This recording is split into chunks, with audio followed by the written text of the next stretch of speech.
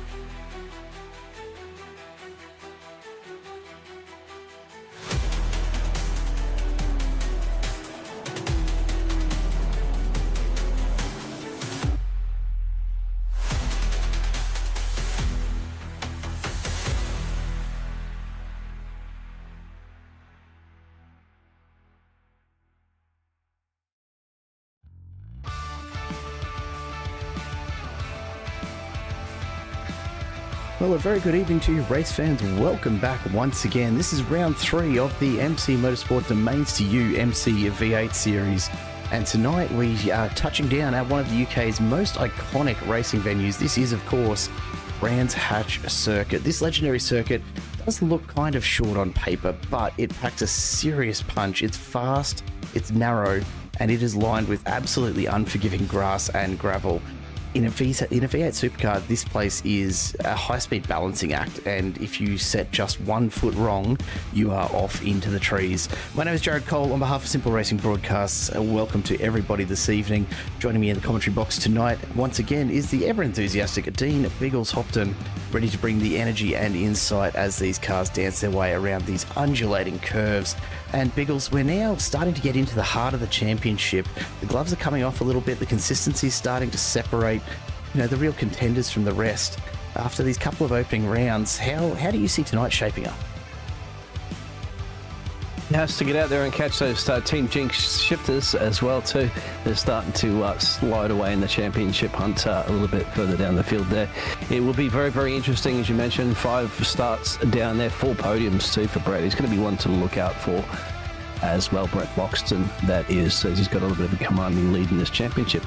Brands Hatch, but mate, roller coaster, short track UK, both racing in the heartland of the UK. It's always going to be fun. Absolutely, and especially in a supercar, and tonight being a sprint round just adds a whole other level of just absolute craziness to tonight's racing, I am certain. 3 races tonight, 17 laps apiece, reverse top 10 grids each time. I don't think the 80-litre fuel tank limit is going to bother any of these drivers this evening, but it is a notoriously difficult track to get a pass done on, but also so difficult to keep a car on the black stuff here at Brands Hatch, and I entirely expect that we're going to see some pretty epic near misses, if not some massive incidents tonight.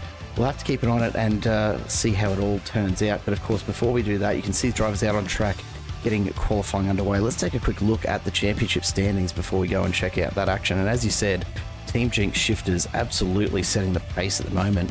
Brett Loxton and Thomas Hinds off to a flying start after 2 rounds, with Daniel McCrowan not too far behind. Then Thomas Wilson and Kyle Ridley, Will Buchanan and Jamie Dyke just behind them, locked in their own little battles as well.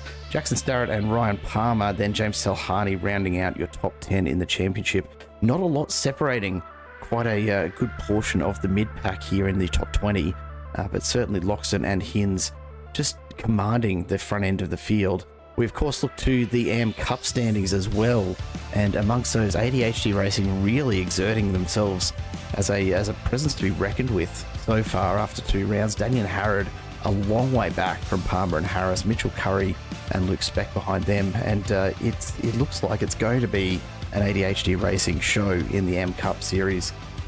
But of course, we're only 2 rounds in. We've still got 6 to go, including this evening. So let's get down to the track and check out some of the qualifying action, Biggles. And what's amazing on that one too, with the two drivers that are leading the drivers' championship at the moment, they are only 4th in the constructors. That's what's amazing about it, isn't it? Because it just goes to show you don't have to have that majority round of points. You just have the most consistent points. But once you mentioned only 2 rounds done, but we have had 5 overall races, and tonight we're going to pack it with 3 more. Yeah, look, I was a little interested, just taking note of what was going on in practice earlier this evening, to see that both Josh Harris and Ryan Palmer were well down the timesheets in terms of the AM Cup entries. I don't know if they were sandbagging or what, but they've both stepped out and have set some pretty cracking qualifying times already. What will be very, very interesting to see here tonight, we're starting to see a couple of different names up the front end of the pack, and whether that's just familiarity with this track or what the case may be, we'll have to see how the points do stack up here. I mean, Thomas Hinds right now running 2nd in the championship, but all the way back in 21st as far as tonight's qualifying goes. At this stage, we are yet to see a qualifying time from Brett Loxton. In fact, I don't think he's actually even put in any laps here in this open qualifying session. So I'm a little concerned for him, honestly, as to whether or not he's going to actually get on track tonight. I'm not sure if they're having issues with that car or some of the hardware, but hopefully he manages to get out there and start setting some times. Yeah, you got to get out there and put a couple of bankers in. And speaking of getting out and putting bankers in, DC, David Coleman, first man out on track, first man to set a lap time, has currently been the quickest lap time, and no one's beaten it. So that's impressive, and by 2/10 to the rest of the field here. Sitting in pit lane at the moment, dipping on a coffee or slapping down a cold one or whatever. He's just like pretty confident, and that's a good time to beat. Yeah, we're seeing a lot more separation between each of the drivers in terms of qualifying time here at Brands Hatch, which, again, you wouldn't ordinarily expect because it is a reasonably short track. As you see Jamie Dyke catch a bit of that grass and into the wall. Not much room for error there at all. There's actually quite a bit more separation in this qualifying time so far, as we get to about 2/3 of the way through this open session, than we'd ordinarily expect to see here from these competitors. It is a very, very difficult track to go fast on, and certainly David Coleman and Jamie Dyke, both from MC Motorsports, have had some experience with that in the Gen 3 Supercars before. I know that they've raced here in another season, so only probably in the last, 8 weeks, 10 weeks or so, in another series. So they have some current experience with these cars around this track, which is certainly standing them in a pretty good spot as we look at the timing boards now. Daniel McCrowan, though, definitely exerting his influence on the field at the moment as he looks to complete another lap here. He's got a couple of fast sectors in there. Question if it's going to be enough to actually take that pole position away from David Coleman. At this stage, I'd be surprised if it is. Oh, he sliced 1/10. Gets another 10th off him. But it gives you an idea of just how difficult it can be to actually get around here at any sort of decent pace. Ryan Palmer's back out on track now, and that is a look of absolute concentration on his face. It's a look of something at least. Anyway, but good to see him out there. He's powered the Domains2U. Yeah, you can see the SpongeBob helmet. Fastest 3rd sector. Let's see if Ryan can get himself out a little bit further up. He's currently running 9th at the moment. He's 1/10 off the pace. Little wiggle on the exit there. I don't think these guys will be staying in the AM Cup for long. I suspect that Ryan and Josh will both be moving up to the pros next season because their performances so far have certainly been significantly quicker than their fellow AM Cup competitors. As you see, Ryan Palmer across the 127.54, goes 128.3, and up to 6th place, just ahead of his teammate Josh Harris. So both the ADHD drivers putting work as he slides it to a finish. Oh. Go to Jared Burns for Blackhawk. That's your car damaged, mate. Sorry, you're not going back out again. You done. You got no time. Crew chief calls him That's in. it. It's all over. We're gonna make this as realistic as possible. You damage your car during qualifying, you are out of the session, and maybe not even in the race session in time. At least race one, if they can't get the car fixed. Anyway, DC's still sitting in pit road, mate. I think he's confident that 127.5 is enough. Yeah, and look, even if he does drop a little from there, I don't think he'll be too upset at this stage. To give you an idea, though, of just some of the difference in pace here and just how tricky this circuit is if you're not familiar with it. We said earlier, Thomas Hinz, currently P2 in the championship, he's still sitting down in 19th. Another familiar name for us, Kyle Ridley, sitting in 21st at the moment. So he's not finding the groove here at Brands Hatch at all tonight. He's going to have a lot of work to do. We'll jump up front because Jamie Dyke is on an absolute killer lap here. 2 purple sectors, 3 green sectors. Let's see if he's got enough to take P2 away from McCrowan, and we have an all-fishy front row. Is that what we're looking at here? He crosses the line. Oh, just shy of McCrowan's pace. Just shy. And David Coleman just checking into the chat to say maybe, we'll see. So he's obviously out of the car and just enjoying the view for now. Good to see you in the chat, DC, but maybe get that head down and get ready for racing, mate. You're only a few minutes away. Daniel McCrowan just holding on there by, what, less than 109 thousandth of a second. Jamie Dyke almost takes P2, but can't quite get there. Will in a mighty final couple of sectors as well too. Will he improve? Yeah, so P4 currently at the moment. Good little jump there. Not much time left for these drivers. Less than a couple of minutes here, which is enough time to get in just that one last lap if you're already on a flyer. Jared Burns is probably going to be about the last person to complete a lap here as Starrett comes down the back part of this circuit, ready to take this really, honestly, deceptively slow final corner. It looks like you should be able to absolutely fly through there, but you'd have to get on the brakes a lot more than most people expect. Crosses the line. Can he improve from 8th? Not this time around, and that will probably be his qualifying done. We wait to see who else puts up a new start. Adrian Gresh has had some issues in bailing out of this one by the look of things. Although maybe just staying out of the way of his teammate Matt Bakir, who has come flying through as well. Not quite sure what Gresh is doing. Looks like he's just lining up, getting ready to run. I think he might have left a bit late. Sure enough, into the pits he comes. Aaron Gilbert from Team Jinx Shifters. Considering the pace of this team, Team Jinx Shifters is absolutely everywhere. Whoa, Big Daniel moment. crosses the line. Sorry to cut you off. McCrollan gets 76 thousandths of a second away from DC's time. DC's still on pit road, so he's thinking, that's it. No, I don't think anybody's going to be able to touch him, and he think he'd be starting on the road. So it'll be the David and Daniel show on the front row, not the law firm. It'll certainly be interesting to see how those two are going to challenge themselves. Only a couple more drivers at the moment. Kyle Ridley improves up to P14. Ronald's coming across the line right now, taking the shortest path as he brings it on in. No, he's with just a few seconds to go. That will be qualifying done here this evening, folks. As we wait for the official grid to come on through. Hope you're doing well at home. Courtney, welcome back to the chat as well. Always a pleasure to have you here. As we get ready to go racing, this is how the grid has stacked up after qualifying. So Coleman and McCrowan will take the front row. Jamie Dyke and Will Buchanan behind them. James Talhani, then Ryan Palmer, the first of the AM Cup entries, followed by his teammate Josh Harris, as well as Jackson Starrett, Jared Burns and Thomas Hinz rounding out your top 10.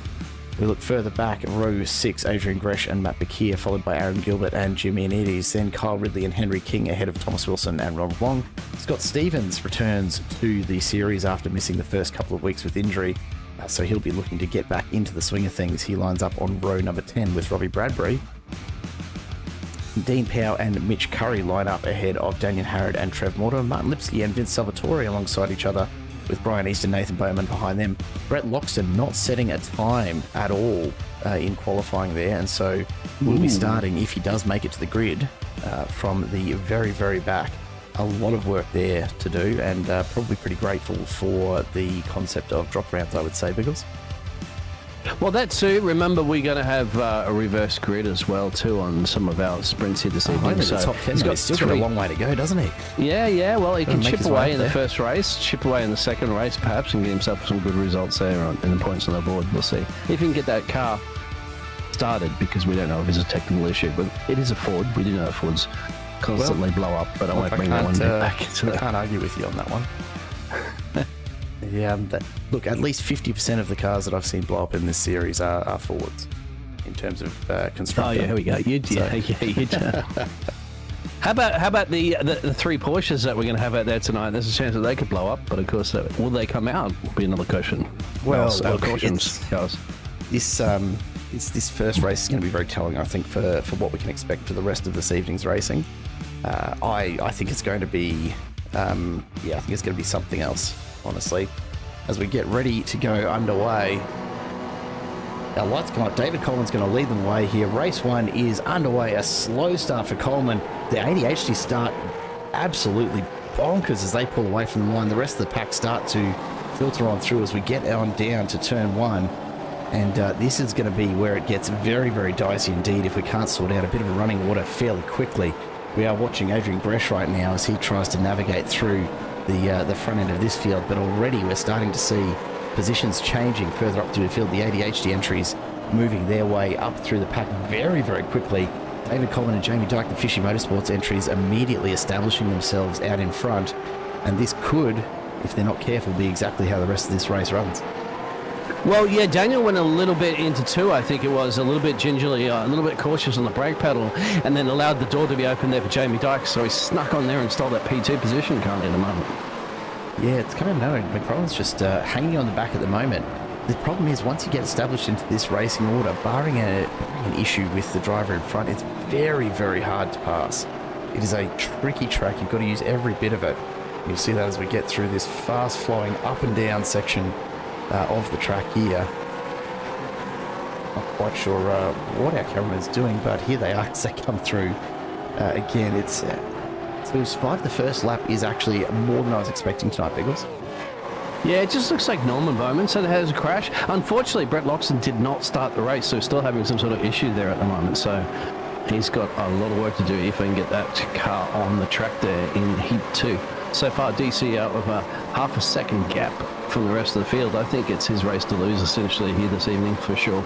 I would imagine so. Let's take a bit of a look at some of the battles that are going on right throughout this pack, and we focus on the boss man himself, Mitch Curry, tucked in behind Kyle Ridley in 14th at the moment. Starrett Stevens just behind them. So we've got Scott Stevens already up a couple of positions since the start. And further back through the field, Daniel Harrod and Dean Powell getting locked into it as well. Realistically, the front end of the pack, although all still fairly close together, no one actually looking to make a move just yet, which is a little surprising given the short distance of this race. We're on lap 2 now. It's only 17 in total. There's a lot of work to do. Josh Harris under some pressure at the moment from Will Buchanan behind, so he's going to have to just be careful he doesn't get a little bit of a nudge here. It's one of those tracks where you have to be so cautious when it comes to rubbing panels, even though the supercars really are built for it. This track is not, and you can see the driver's just dipping ever so slightly that left-hand wheel off the edge there. Some of these corners, if you're not familiar with Brands Hatch, do have just a little bit of a, you'd almost call it a concrete grid just on the outside of the turn to give you just a little bit more room to run over instead of just the curbing, but it's not all of them, and it's really difficult to see as a driver, so you've got to remember that the whole way around. You've got to be on the ball and know exactly which corners there are that you can take like that. Yeah, it's a roller coaster. I had a gentleman that was in Panama who runs a radio station. He was a retired British Air Force, in the Air Force, and always we're going to see a little battle between James and Ryan for P4 as well to ring the outside. James is trying to make it stick. Let's continue with that one. That's going to be fantastic as they're going to climb their way back up into the hill in a second. And yeah, but he was saying he was racing with the Formula Fords or something like that before they got into Formula 3s and stuff like that back in the days. And he said when he was actually asked to race for a team, but he was still in the Air Force. He said it was blind over those corners when you just fly in the corner over there and you're chucking it in there and you're just hoping it sticks. So it's absolutely challenging track. It 100% is. It is terrifying, I'll tell you that. I've taken a Gen 3 supercar around here a few times myself, and it is honestly one of the scariest tracks to drive as you start to learn it, because in this corner they're going through right now, completely blind as you come over the crest, and yet you have to pin it right out to the edge. The same with this particular corner. Again, you're blind to the actual apex of that until you're almost on top of it. So you really are going based on some pretty intense track knowledge. And for a lot of these drivers, if they haven't put in the time before the race to get to know it, well, Scott Stevens had a bit of an issue. He's dropped right back now. Unfortunately, just having to limp the car away. We'll check out what's happened there. But yeah, if you don't have the track knowledge here, Yep, go ahead. and it's a really problematic track for that, because you just cannot afford to not know where your turning points are and still expect to have any kind of pace here. You can't fake it like a lot of other tracks. And of course, if somebody makes a mistake, you're not going to know about it until the last minute.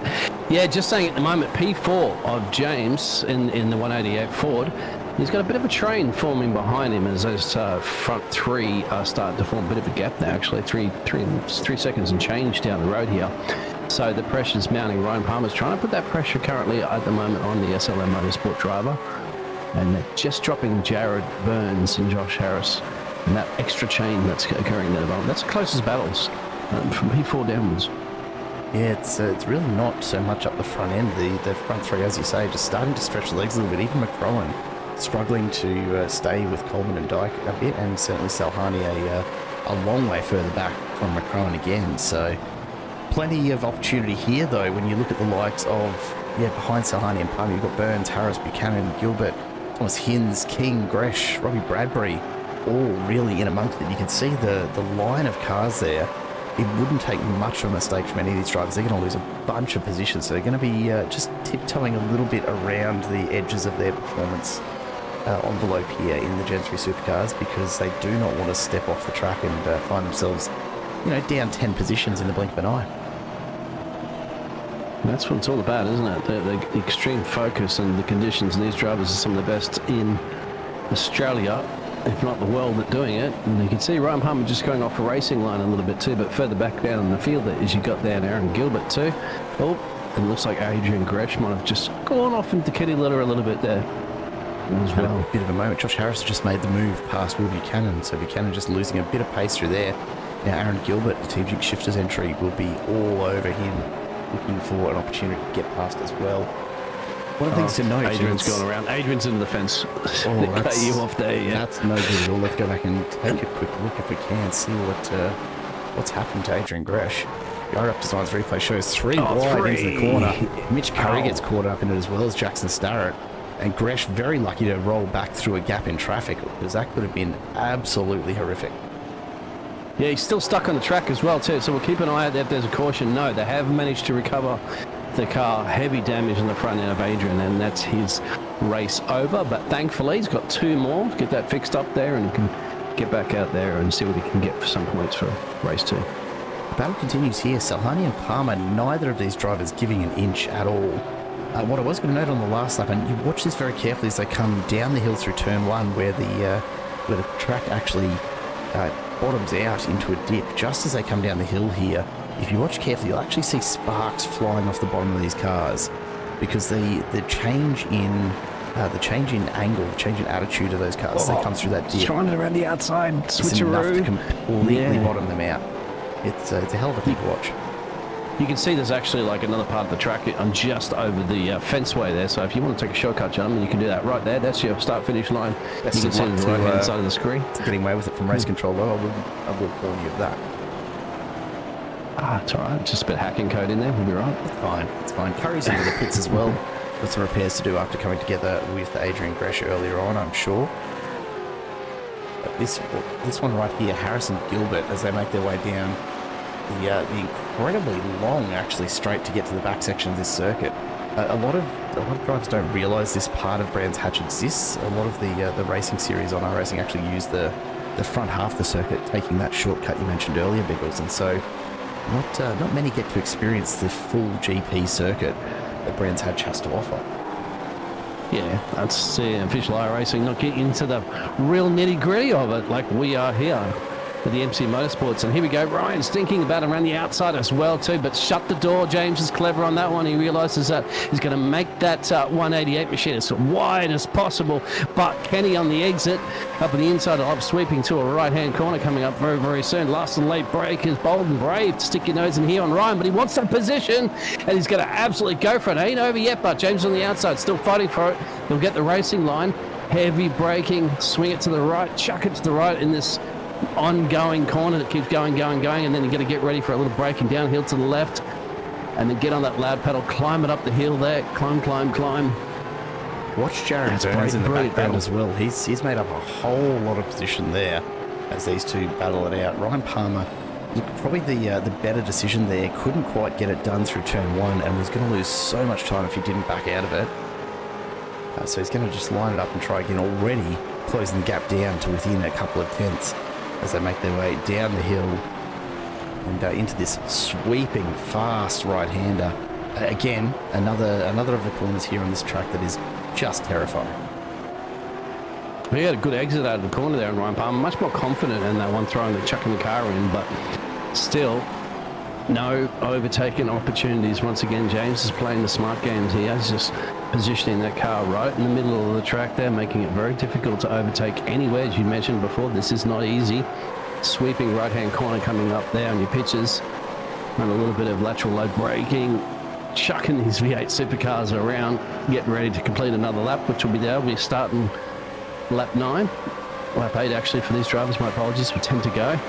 Another opportunity, you have to be confident on the brakes here. Again up the inside, he thinks he's got him here at turn 1 if he can just get the drive. And again, but you can't. Can't get it up there. All it's going to take is contact there. Palmer into the back of Salhani. So they're both going to lose some position. Palmer, of course, redressing that, but that's going to cost them both 2 or 3 spots. And just like that, Thomas Hinz is back up in the mix. Off the back there, Aaron Gilbert finds himself right in the middle from Team Jinx Shifters. Oh, more contact as well. So getting in the door bang at the moment. They are literally trading paints here this evening. This is a big squad we can see in your pictures, basically from 4th downwards. Yeah, I don't think Aaron Gilbert will take too kindly to that one. Further up as well, keep your eye on Jared Burns, who's under all sorts of pressure from Will Buchanan now that he finds himself up in 4th. Meanwhile, out in front, David Coleman, Jamie Dyke, Danny McCrowan, doing it on easy street right now. 9 seconds. Back to Burns here from McCrowan. Is it like a Sunday morning, but on a Monday evening here in Australia? Here comes Thomas Hinz. Those 3 checked out constantly. Big gap, actually, 9 seconds down the road to that battle for peace. You can see on your pictures there. Absolutely amazing. This is what I was referring to earlier, Biggles. You know, these guys are certainly not slow in this pack that we've seen battling it out for 4th, 5th, 6th, etc. At the moment, but by comparison to the pace of the likes of the Fisher Motorsports crew up front, it's not even close at the moment. No, those top 3 are doing 28s, and the rest of the field are doing 1 minute 30s. That's to go to show you. It's a huge they're lapping difference. 2 seconds lap quicker at the front there. But remember, in that reverse grid, they're going to have to try to do that in traffic. Hinz goes up the inside of Harris. Harris is going to give him a little bit of a nudge back, just say, hey mate, I am still here. We're going almost 3 wide down the hill. This is going to be dangerous. The 2 Team Jinx entries of King and Hinz just boxing Josh Harris out to the outside. He's off onto the grass. That's going to be hard to pull it back in.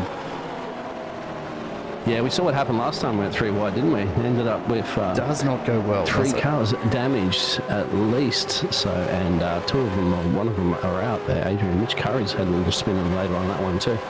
No Curry corner just yet. Plenty of beaches for him to look at, though, that's for sure.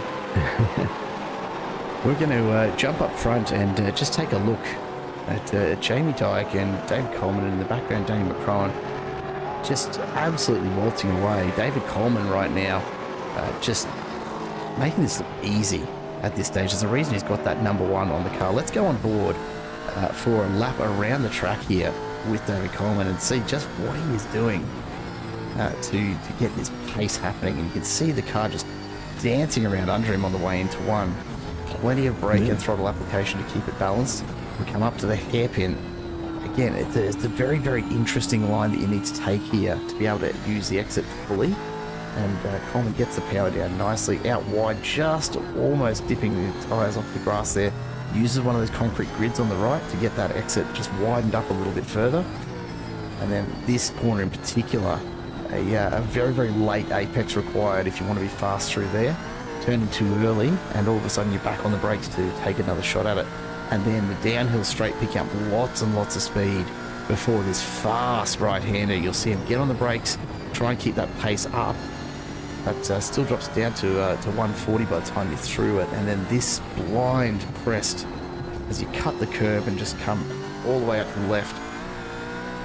And watch carefully here how late you actually get visibility of the apex. You can see it there. You're almost on top of it before you actually see the apex of that corner. Hard left, probably the first of the corners that has any decent sort of camber on it to help you get through it. And that's a lap of Brands Hatch, as easy as that. David Coleman making it look so simple. And whilst that as well too, but as DC showing you how to get it done here at Brands Hatch, Will gets past Jared Burns, who's Jared's up 4 places, but he just dropped back to P5 currently at the moment. That fantastic battle for P4 on your pictures. There is your penalty at the moment. 5-second penalty for car 16 for contact earlier. We've just seen a 5-second penalty for Ryan Palmer making that contact with James Salhani earlier. Yeah, can't say I'm surprised to see that one.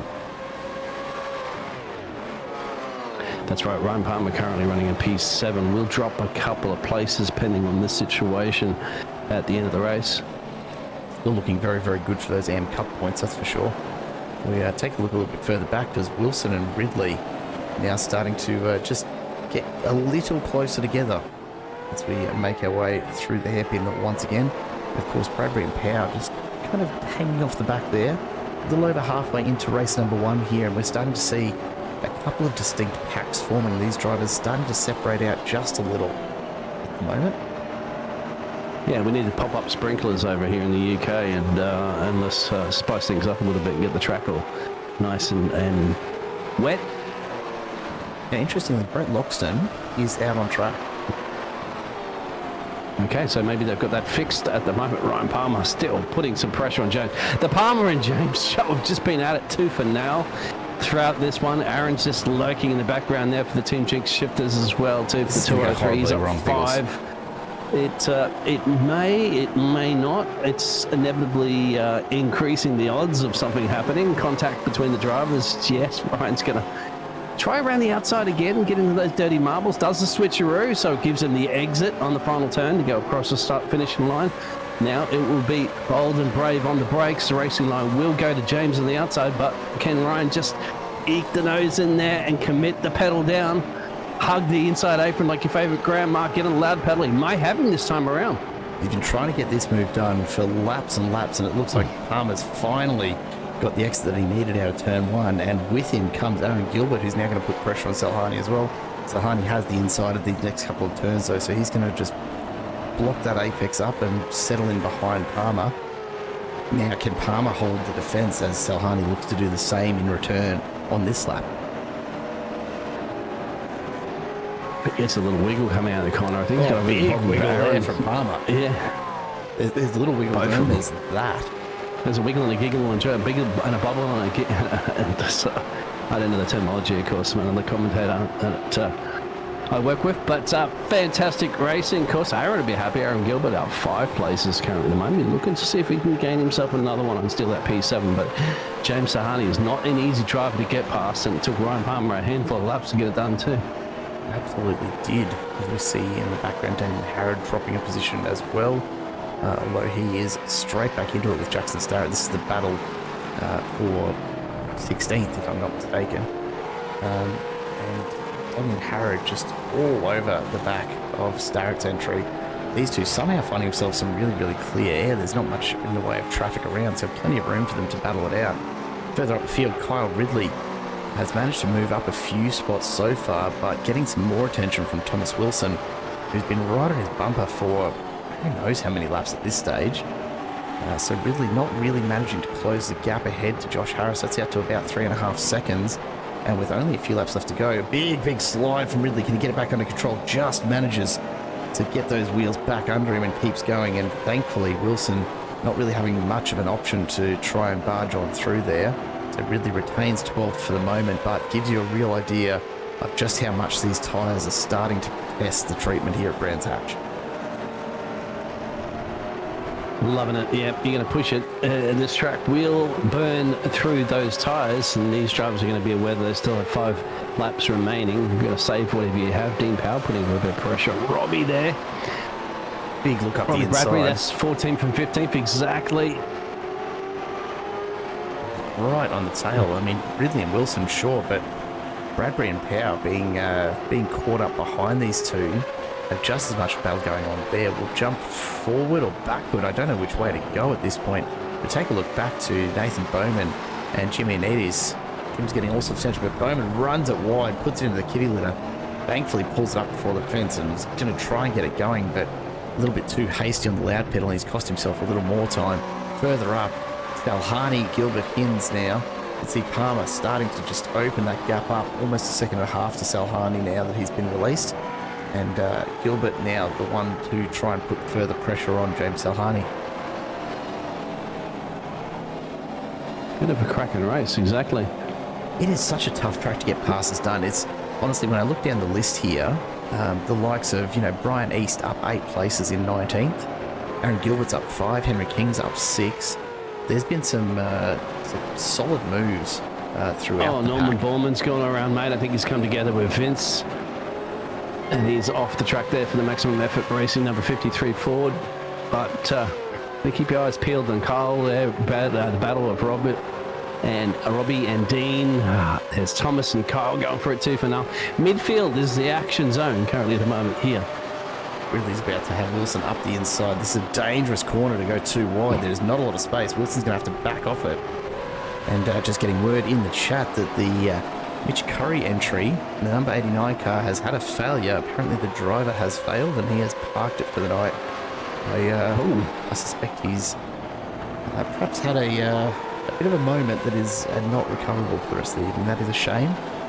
But hey, there's always next week and there's always drop rounds. Dean Powell ends up in the kitty litter. He's in the kitty litter. Pushing so hard for so long. Finally the tyres have said enough. He's going to be under a bit of pressure there from Jackson at the moment. Zed trying to tail down to the back of him. Bossman, yeah, unfortunately. Number 89, Mitch Curry, MC Motorsport's entry, is parked for the night. So some sort of technical issue there, because you still have 2 more races, Bossman, but I guess they can't get it fixed, and that's your excursion. Nathan Bowman trying to get back on track has made contact with Vince Salvatore. Just struggling to get that car back to the pits by the look of it. So maybe some more damage done than it first appeared. The IRAP Designs replay, as always, bringing us the goods. As the battle pack's starting to just reform here a little bit. James Salhani really holding up quite a number of entries, but how must he feel right now? He's got Gilbert, Team Jinx, Hinds, Team Jinx, King, Team Jinx, 1, 2, 3 behind him. I would be sweating bullets right about now. Got to get it out of your mindset. You got to say, no, I'm not worried about that. Let's not worry about how they're wrapping those cars. As you mentioned before in the replay wrap, just going to focus on your own race at the moment. He's got to make sure he can try to secure that P7 position, 2 positions down from where he started in P5. Thankfully, he's got just enough separation that he should be able to just keep his nose clean. Just a couple more laps to go here, really. David Coleman, Jamie Dyke and Danny McCrowan right now so far ahead. 13.5 seconds back from this front 3 to Will Buchanan in 4th. The gap at the front is just absolutely insane here at Brands Hatch. Yeah, they're in another league which is going to be interested in that reverse grid situation, because... can they fight through from 10th?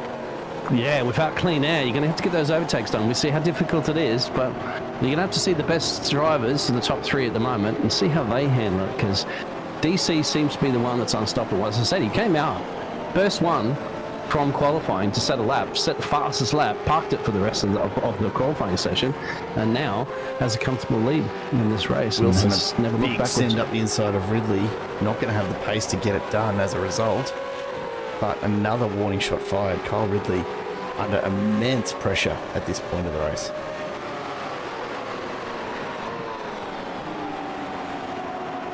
I don't know if he's getting down to the last couple of stages.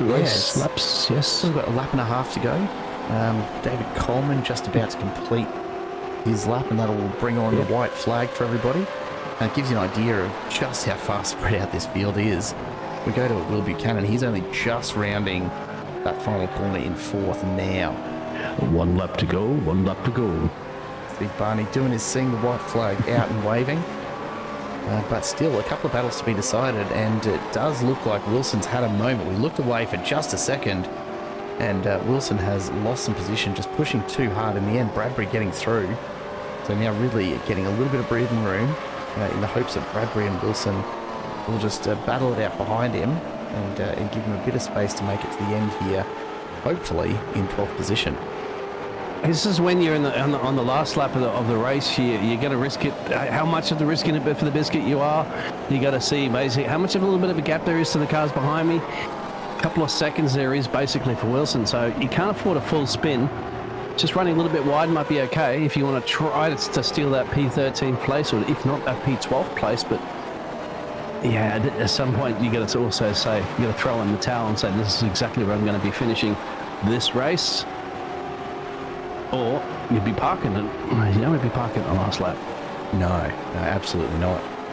And not much time left here. I don't think Gilbert Hins or King are going to get this done. But what we are going to have, if I'm not mistaken, is a front row, in fact, a front 3 full of Team Jinx entries. The winners cross the line. Coleman, Dyke, McCrowan taking the podium as easy as you like. We're still waiting now. Look at this gap to Buchanan. Here comes Will Buchanan for 4th. That's how far back the rest of the field is. Yeah. Absolutely. That's the mental. drivers doing 128 average laps, and the rest of the field doing 120, 130s, 129s. So they're starting to get towards the end of the race too. So pretty impressive, honestly. Kyle Ridley, in the end, crosses the line in 12th quite comfortably as Bradbury and Wilson continue the battle. Powell, Starrett and Harrod crossing it just behind. And then, again, a massive gap through to the rest of the field. Trev Mortimer, a long way back before he makes his way across in 18th. Then Brian East will come through next in 19th if he can hold off Martin Lipsky and Jimmy Anides. Now, it looks like Jimmy Anides just got up the inside there, and he's going to take it from Lipsky. Just a late error, but he will slide on over the line and take 21st. Back here, Ron Long and Nathan Bowman, the last cars to make their way through as we wait to see. Here comes Ronald Long at pace for 23rd. Nathan Bowman, not his night, unfortunately. But you see the ADHD car coming around in the resplendent white, pink and blue. And that is your first race done, folks. And Brett Loxton did come out, I think, for a lap or so, parked it back in again, so we're not sure if he's still trying to sort those technical issues out. There's the results coming up on your screen there. We'll actually have to look through this very, very quickly because, of course, we are immediately into gridding for race number 2 in these sprint rounds. But the results, David Coleman and Jamie Dyke up front ahead of McCrowan. We'll go to the latter half of the grid now. So a pretty solid set of results in race number 1. We now go, of course, to the grid here for race number 2. So King, Hins and Gilbert, the Team Jinx 3-way at the front with James Sahani in 4th. Ryan Palmer finds himself back in the middle of the front 10 as well with Jared Burns and Will Buchanan, Daniel McCrowan. Jamie Dyke and David Coleman will have the task of fighting their way back from the back of the front 10. The remainder of the grid in their finishing order, so Josh Harrison, Kyle Ridley ahead of Bradbury and Wilson, then Dean Powell and Jackson Starrett ahead of Daniel Harrod and Trev Mortimer, Brian East and Jimmy Anides rounding out your top 20 for race number 2.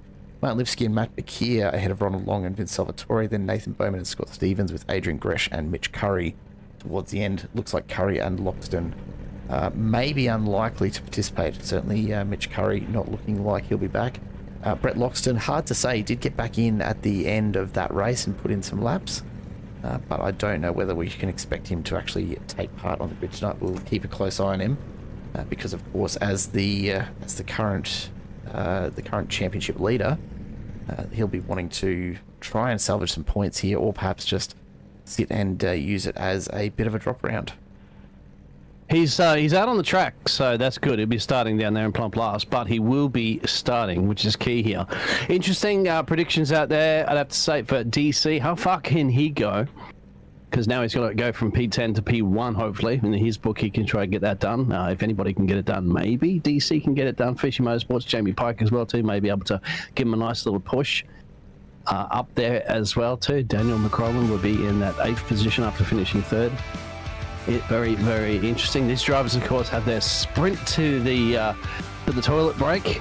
After that one, if you have a chance, they had to go now and jump back in your racing rig, because we'll be getting ready to fire up those engines and go around Barron's Hatch again for another 17 laps, if not mistaken. Yeah, absolutely. 17 more laps. It flies by, as we saw in race 1. We've got to do the same again. But of course, the winners from last race, you see them back there. David Coleman on the grid, Jamie Dyke just about to jump on, I would say, as we get to just about 20 seconds left before we go racing again. So the last of the drivers all just starting to jump onto the grid now. It's going to be very, very interesting. Keep your eye on the Fishy Motorsports cars here, folks, because I think they are going to be pushing very, very hard right from lights out as we get ready to go racing. Let's go down to the track as the marshals confirm we are all gridded up and ready to go. Let's get this one underway, folks. The lights come up. We got green flag. We got green flag. And we are away. The 3-team Jinx entry is up the front, but look at those Fishy Motorsports cars, and more importantly, look at the ADHD car behind as we make our way through. That's a big moment in the background. Martin Lipsky, Jimmy and Eddie's getting caught up at the back of the pack. Robbie Bradbury in amongst it as well. And it looks like, unfortunately, a few cars all caught up in it as we get through into the hairpin now. As we take a look back up towards the front of the pack. A lot of positions being swapped here. Everyone just getting caught up in the traffic. Oh, the spin. That's an ADHD car sideways. That looks like that's James Ryan and Ryan. Palmer. And James Sahani. They've come together again. Yes. That's Well, that'll be one something for the that's stewards. obviously brewed from the first race, isn't it? Between those two getting into each other, dooring each other. Aaron's putting some pressure on Henry King here for the lead of this race. It'll actually bring the likes of Cole Ridley up into P7. 2 positions gained there for DC. Josh Harris is up 5. They're all taking advantage of the situation. Yeah, this is about the best way these guys could have hoped for the start of the race to go, because it means for Team Jinx, Gilbert King ins. They may be dragging Will Buchanan with them, but what they do have is a nice little 2.5 advantage to Jamie Dyke and Josh Harris back in 5th and 6th. They're going to need every bit of that, though, because remember, Jamie Dyke and David Coleman from Fishy finished some 15 odd seconds ahead of the rest of the pack last race. It makes you wonder, is it really just about having the clean air out in front? Is that what gets everything done? As we see Ridley and McCrowan side by side into the final turn. McCrowan goes around the outside, Ridley looking to push back through. Can't quite get the pace out of the corner. McCrowan takes that one away and moves up into 8th position. They just did first lap down on the board there. We'll see whether or not those leaders now in clean air, if the likes of Aaron and Henry can actually get down to those lap times that the likes of Daniel and David were doing earlier. That'll be the key now. They have the opportunity to clean out to get it done.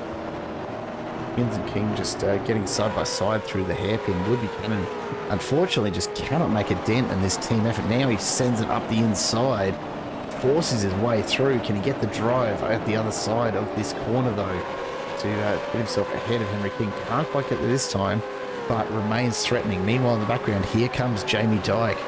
And this gives you an idea of just how fast these Fishy drivers are here at Brands Hatch, already closing down the gap that this crew had opened up, and leaving an equal-sized gap behind him to Josh Harris, who is going to have to hold off David Coleman at this stage. This is absolutely interesting. Yeah, we've seen a couple of big names go around so far. Few incidents, a lot more spicy than race 1. These drivers are a little bit more elbows out once that dress rehearsal around race 1's been done. It's always interesting to see that, though, isn't it, Biggles? We had similar conversations last week, and I can't recall exactly which race it was, but we had a really sedate, by comparison, opening race. Adrian's gone off. Sorry to cut you off there as well too. Ryan Palmer went off the track, and Grant just parked it on the fence in the opposite direction. I'll keep an eye on that one for you, and that it's not a dangerous spot. Shouldn't bring out the safety car. I don't want to miss that action. You can see it in the pictures there for P4, 5 and 6. Everything just holding Buchanan at bay. Jamie Dyke now, though. Look at this, all over the back of these two. He'll be looking to get a move on and get past and out in front again, but they're side by side. There's nowhere for Dyke to go right now. He's just going to have to pick his lines and pick his moment very, very carefully if he wants to dispatch both of them at once. And he's following Buchanan up the right-hand side right now. Where's he going to go? Where's he going to go? There's nowhere to go on the right-hand side on that one. He's going to see these two door bang. I think Yep, James runs Dyke. wide. Yep, there we go. James Dyke just putting the pressure on. Henry King, yep, out wide. And so going to allow DC to come through there as well too. So that's worked out brilliantly for the Fishy Motorsports entrance because Dyke could get that position. So will his teammate. And here comes Coleman up the inside of Harris. Absolutely charging Harris, looking for an opportunity. Big slide in the background for what looked like it might have been Henry King, actually. But David Coleman through now, so the two Fishy entries continue their charge back towards the front end of this timing tower. And really, they're looking good. Yeah, comfortably. Well, you got to think we're on lap 4 of 17, and they're only give or take. We were looking about 4 seconds away from the leader at the moment, so they've got plenty of time to get back up the front where they love racing. Yeah, taking him no time at all at this stage. Dean Power now up the inside of Brian East into turn 1. East goes very, very wide to give him a bit more room. And right behind East now, Salhani and Loxton. Here comes, wow, Brett Loxton. Loxton 11 up, 18th positions. place. So how's that? Literally probably no track time. Jumps in that 209 and starts banging out positions tooth for nail. Now and up 12 positions into 17th. That's huge. Well, that's a sign of a man that's leading a championship, isn't it? Absolutely. Jimmy and Eddie's and Ronald Long side by side. Jim getting through, again, reasonably comfortably. Ronald, I think, carrying just a little bit of damage from earlier. But back up front, Will Buchanan and Jamie Dyke now very, very close together. There's nothing in it. And Coleman's coming along for the ride as well. So Buchanan's going to have some serious pressure from the two Fishy entries very, very soon. Let's go back and take a look at that starting line incident. Just see what kicked it all off with Martin Lipsky getting caught up in it. So the other replay, keep your eye on Lipsky. Down. Oh, big. Oh, okay. So Brian East is bogged down in front of him. And unfortunately, Lipsky has turned at the same time that Ian Eddie's has. Let's watch that again. You'll see Brian East in front, bogs down. Lipsky goes in, as do the two drivers across there. The two drivers in the front of them both bogged down, and then everybody else going quicker behind them, and nowhere to go, and they all just turned into each other and just caused a kerfuffle. And here go on the other side of the track. Trevor Mortimer can't get it rolling, and so just really unfortunate that everyone that's super bad luck, isn't it? Usually it's only one car that might bog down, not two of them directly in front of you on the row ahead. And at that point, you're just like, What do you do? What do you do? Yeah. Race control might be that usually in a situation you might, that's another restart in the race. Oh, Norman Bowen not having a good run for the maximum effort. He's gone around again, I think, somewhere. Yes, he has. It's unfortunate for the number 53. Facing in the wrong direction, but he's off the racing line, so it shouldn't bring out a caution. And Scott Stevens, back into it for the first time this season, has moved up 9 positions, so starting to find his feet fairly quickly. He's in behind Loxton and Pow at the moment. These guys battle it out for 15th. If he can stick with Brett Loxton, just keep moving up through the ranks, that's going to stand him well for race 3. But you can see already Loxton starting to really pull away once he's gotten past Dean Pow. And again, stretch the legs a bit, open up some clear air for him, and then Scott Stevens, just a little bit of a look. They're going to be side by side here. Stevens going to have to be careful not to make contact. They've gone through, but Stevens will be thinking about a pass, perhaps into turn 1 now, as they make their way around again. Josh Harris has gone very, very wide in turn 1. Danny McCrowan waltzes on past, and Harris drops down to 7th.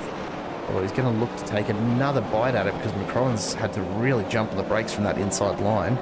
So Harris will be right on his tail as they start to get towards the faster part of this circuit. Yeah, it seems like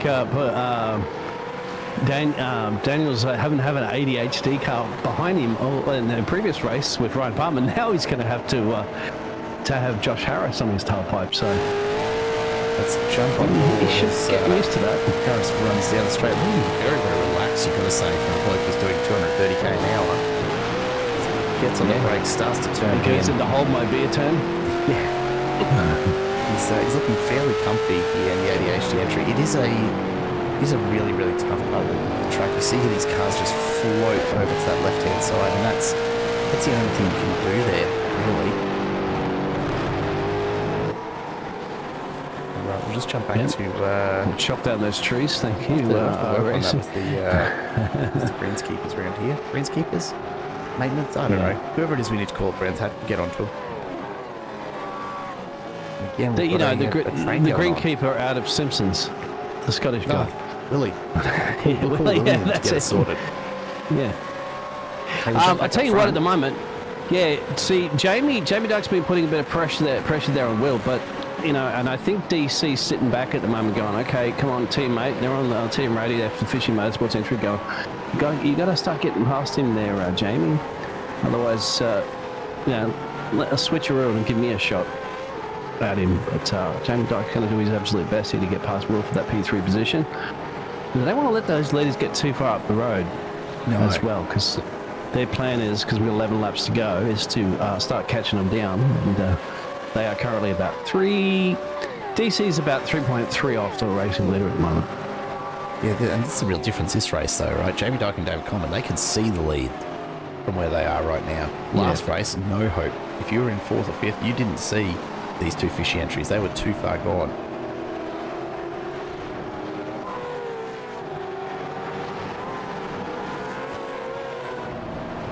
Buchanan, though, under all sorts of pressure.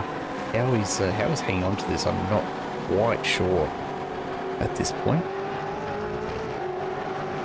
Well, we're going to focus on his own racing line up the road there. Don't mirror drive. You can still see Thomas in that P2 position. You can still see Aaron just up the road there, starting with a lap here. And he knows that fishy entrance drivers are behind him. I'm sure his team spotter will be letting him know, but he's just got to drive his own race. He should know that it's difficult to overtake around here, so if he makes that car, parks it in the middle, or go out in the kitty litter, you can see out there too on the exit. So a few bit of kitty litter kicked up there. You get the sweepers out there after this race too, before race 3, to clean that up. I get the feeling that a lot of drivers have explored the track limits a little bit through turn 1, and not surprising, because it's a very, very quick corner that really unloads the car, and before you know it, you're sliding so far up to the left. Bradbury and Harrod side by side, a little bit of contact there. Bradbury very, very lucky to keep it straight. Loses the position as Harrod forces his way through.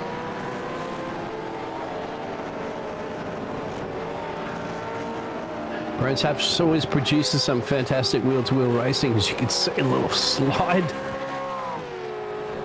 It's so hard to get the power down in these supercars. They've got very skinny tyres for the amount of power they generate, and you'll see the drivers always just trying to balance on the very, very edge of loss of traction as they power out of the corners. They want as much power to the ground as possible, but it comes at a price, and the price is 2 sets of racing slicks on the rear.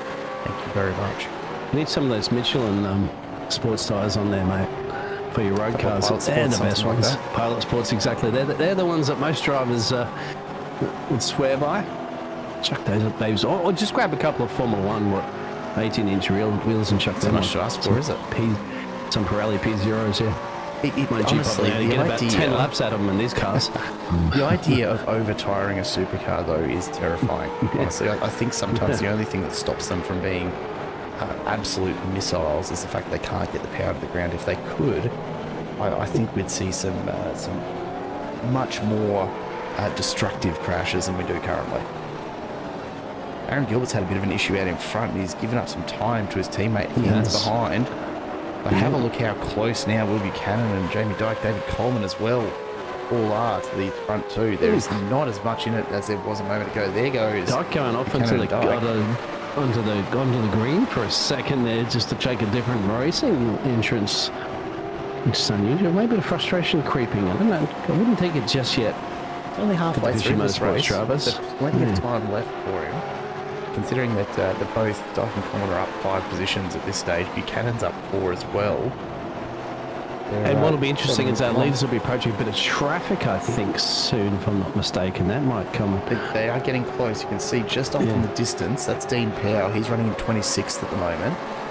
If he holds these leaders up even a fraction, that's going to be all the invitation that these few drivers back in 3rd, 4th, 5th, 6th need to start to make a bit of a move on the and lead of run. this race. Oh, it's a switcheroo. It's a switcheroo. So that's the call. That's absolutely So the the Fishy conversation. Motorsports have said, all right, now it's your turn, DC, to give it a shot for the Revolution Racing driver of Will. And see, so Dean Powell got completely out of the way too. He didn't want to get involved in that one. Good So call from Dean. that's off to him. Absolutely. Yeah. So it's interesting. I like that tactic there. Give each driver a shot to see if he can get past on that one. So now it's up to DC to get that job done. If not, they may be able to switch that position back later. You don't know how it's going to work out with those drivers. Stevens and Harrod swapping positions as well, although perhaps not quite as orchestrated as the Fishy Motorsports entries. Look at this. They've swapped positions. They've swapped sides of the track. Somehow Stevens gets his nose back out in front, but I don't think that'll be the last time they do that here tonight. Further up through the field as well, Harris, Burns and Wilson. Wilson sending a big move up the side of Burns. They're going to come into contact if they're not careful. Not a lot of track to play with. Josh Harris up ahead, just happy to watch it all happen in the rear view, because that means he's got that's a little play bit of with. bumping. Just a bit of a nudge. That's what they call bump drafting, I believe. Yeah, it's got the Echo coming up at the moment. They get ready to go to those bumper cars. Yeah, exactly what it is.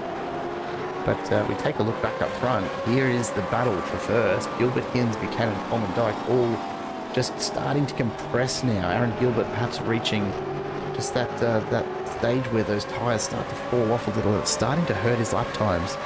His last at 1:29.77. He's just crossed for a 29.32, a 29.36 behind him. Buchanan at 29.2. Coleman an 8.78. And Jamie Dyke a 9.26. So David Coleman definitely has the pace.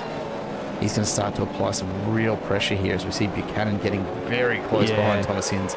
This is all about to come, not undone, but it's certainly going to get a little more interesting as the lap wears on. Dean Powell's gone off track as well too somewhere. But this is interesting. The Team Jinx shifters at 1 and 2 in this one. Is it a call there for Aaron to get up the road there and Thomas to back him up a little bit so that they guarantee themselves at least the Team Jinx shifters P1 in this race? Thomas could be essentially your blocker in the background, and he's going to have to do that because DC's now putting that pressure on Will.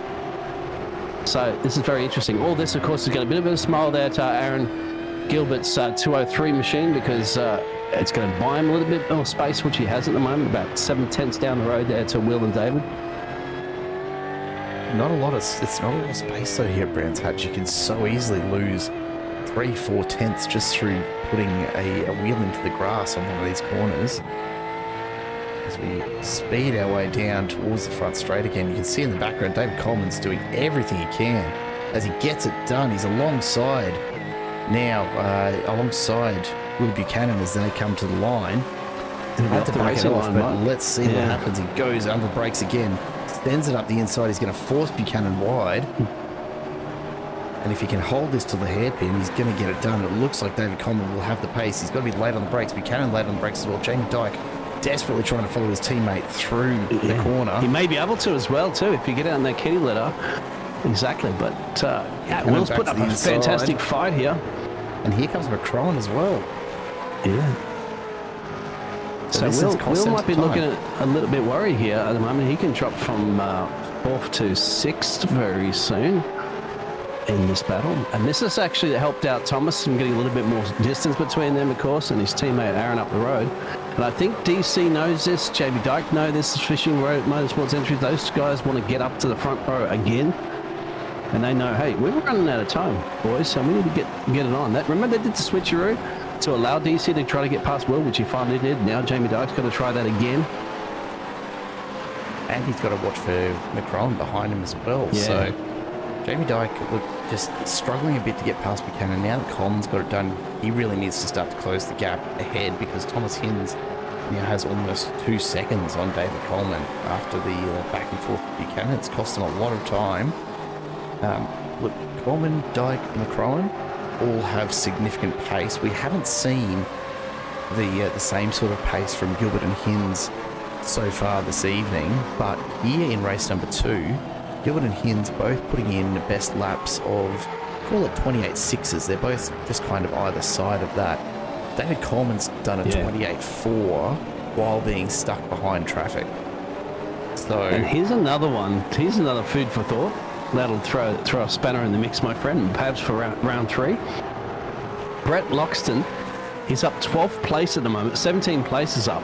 If he gets 2 more, bingo, he's on the front row. He will be a contender as... And not anymore, my friend, because... Loxton onto the grass. Loxton, yep. And who was it that lost it in front of him? Somebody had lost it on the exit. Was that Dean Powell? That might have been Dean Powell, I believe, who was a lapped car. Yeah, I think it was. And Brent just got caught up in it, unfortunately. So there he goes. Unfortunately, I've given him the commentator's curse on that one, haven't I? Because he would have almost had a shot at that P10. Let's go back and see if we can see just what's happened there. With just wrong place, wrong coming time. together with Dean Powell. The iRacing Designs replay. Yeah. Dean Powell gets loose on the gravel and then contact. Tags him. And unfortunately for Loxton, that spun him around. Thankfully, he ends up facing the right way, so reduces the amount of time to get going again. But the iRacing Designs replay. That would have been fun. I'm sure Dean didn't mean to do that, but I mean that would have been absolutely fun. I would have loved to see Brett on the front row actually for race 3, and see how and get him up there with the likes of DC, Aaron, Will, Jamie Dyke, all that. That would have been interesting to see. It would have. Oh well. It is what it is. He can still do it. Third race. He's got some work to do now, as he finds himself, well, all the way back to where's he dropped to now? I've lost him. There is 16th. He's still up 13 positions from where he started. Oh yeah. And ahead of him by just a couple of positions, Scott Stevens up 12 since the start. Is not a bad run at all either. Actually not. Jinx Shifter's still looking good at the moment with P1, P2, and as you said, Scotty up 12 places in P14. So, and Henry King, don't forget about him. He's down 10 positions from where he started, but still, points are points, my friend. One way to make sure you get some points for your team is just throw a bunch of cars at the track, I suppose. Yeah. Of course, the win here looking more and more likely for Gilbert or Hinds, but in saying that, David Coleman has really torn into that lead. I'm wondering at the moment if Thomas has been gaining, Aaron's been kind of controlling this one. I wonder if they're going to think about a switcheroo between them as well, too. You don't know. If Thomas feels he can go faster, you get on team radio and say, Aaron, would you like to give it a shot? Because one thing we do want to do, those two Team Jinx shifters, is not allow DC to get too close to him, put that threat on. So I'd say that's the moment, unless of course Thomas is going, no, I don't think I got the pace at the moment. Aaron, you're the quickest driver in our team. We know that the switch did work, obviously, for the Fishy Motorsports, because you've got DC up there and Dykes by doing that. So they're working together as a team. Let's see whether or not the Team Jinx shifters are going to be confident enough they can hold off. Coleman has absolutely brought the remaining cars with him, though. I don't think he's been held up too much by Gilbert and Hinds just yet. And so him getting past Buchanan, he's really just, I don't know if he's just punched a massive hole in the air ahead of him and allowed a much faster pace for the cars behind. But Buchanan and Dyke absolutely followed him, as has McCrowan. And they can't do a switcheroo anymore now either. No, it's too close. I don't think Thomas has. Thomas does. I don't think he has the pace. Aaron's a little bit. He's quicker in some parts of the track, but Aaron's just quicker on the other. At this point now, it's a matter of trying to defend that P1 at least for the team. Push comes to shove. A lot of kitty litter around there, as you can see. That's the driver getting completely out of the way there. Nathan Bowman just getting off to the side of the track, and probably not a bad time to do it either. I would not want to be caught up in this here at Brands Hatch. There's nowhere else to go but off the track. Pressure cooker right now. You can hear it steaming as they're steaming their way with 3 laps to go. The 2 laps to go now in this race. So can Thomas hold off and get themselves a nice Team Jinx for 1 and 2 for race 2? Or will the Fishy Motorsports, because Dyke's now up at a P4, put that pressure on and try to steal it away? Can McCrowan get through as well? He's on the inside. Buchanan's just gone a bit too wide there. Big moment for McCrowan though, and he has to slip back in behind rather than risk the position entirely. Coleman is this is where you earn your paycheck as a racing driver in the team, don't you? Holding off the man with number 1 on his car is not an easy task, but I tell you what, Thomas knows that this track is not easy to overtake, and he knows one thing that's on his side, of course, those remaining laps. Not much left in it, absolutely. Thomas Hinds doing a fantastic job to defend the track against David Coleman there. Take a little bit further back because we've got Josh Harris and Jared Burns side by side as they come down the hill not too far behind. Jackson Starrett in the background flashing the lights saying, yeah, come on boys, off the truck you both go, I'll take those positions, thank you very much. And it looks like he's going to sneak up the inside if they're not careful. Harris gets the position done. Floodlights on, yeah, blinding the mirrors. And speaking side by side, Stevens and Loxton now. Stevens just giving Loxton the space to rip on through. The Team Jinx Shifters entry moved up another spot. That's now up 15 since the start of the race. Huge effort from Brett Loxton. But this is where the action continues. Out in front, there's the white flag. This is David Collins' last chance. If he's going to send it, it has to be this lap. I don't know if he's going to be wanting to throw away that many potentially points there by just a late send just to get a couple more points to lose than he'll have to gain, really, by finishing that set on the podium, because I don't think he's got a shot at P1. No, he's going to put pressure on and just try and maybe convince Hinds to step a little wide on one of these corners, perhaps. But I don't think you'll see Coleman do anything silly. He's a very measured driver, and so he'll be applying plenty of pressure, but won't actually put his car at risk at this point. He knows he's got his teammate behind him. Jamie Dyke will do everything he can to just keep Will Buchanan and McCrowan back a little. And I'm expecting a 3-4 from Fishy here. The real news though, Aaron Gilbert and Thomas Hinds, the two Jinx Shifters, are on track for a 1-2 finish. They've got just a few corners remaining here, and they will cross the line and get it. But Coleman still lurking, still looking for that weakness just in one of these last few remaining corners. I don't know if he's going to find it here, but he's pushing hard. Cuts as much as he can off the inside of that turn, all over the back spin in the background from, I think it was lap car, that's fine. But yep, you're saying that, and do not take your eyes, that was Will. Will had a little moment. Gap as Hinds goes to the inside, defends. A solid move there. Coleman's going to send it at the last minute. He's going to go for it. Up the line, steps inside. He's going to hold on to third, but only just, and in the end makes it look a lot easier for the front two than it actually was. As we see the rest of the field starting to flow on through here at the finish line. I thought DC was slowing down on the exit, but he got a little loose to allow Jamie Dyke through. No, he got very, very switch loose there. that they had. I don't know if there was a slowdown or something that he was having to burn off, but he did carve a couple of those late corners very, very tight. I wonder if he was carrying just a hint of a slowdown that needed to be removed for finish line. We see Salhani and Trevor Mortimer coming through relatively close behind each other. Mortimer ends up in 18th. Jimenez will come through in 19th. Ryan Palmer not his 9th night after a solid qualifying effort. Finds himself all the way back in 20th with Brian East carrying a complete lack of front bar on his car at the moment. Matt Kira and Ron Blog will be the last to cross the line. That's because Ryan and James got into each other early on lap 1, so that forced both of those drivers. James ended up finishing P17 for Ryan and P20th, but those two I'm pretty sure are going to find each other on the track again soon in race 3. Oh, I have absolutely no doubt that's what we're about to see as we wait for the results to come through. The drivers will get a little warm-up session here between races after those two back-to-back 17 lappers. So the results there in race number 2, Aaron Gilbert takes the win and the full 100 points, with Thomas Hinds close behind. David Coleman and Jamie Dyke in 3rd and 4th for Fishy, and Daniel McCrowan taking 5th after just sneaking past Will Buchanan in the dying stages. Buchanan had a big moment and has given that one up, unfortunately. Thomas Wilson in 7th ahead of Josh Harris from ADHD Racing.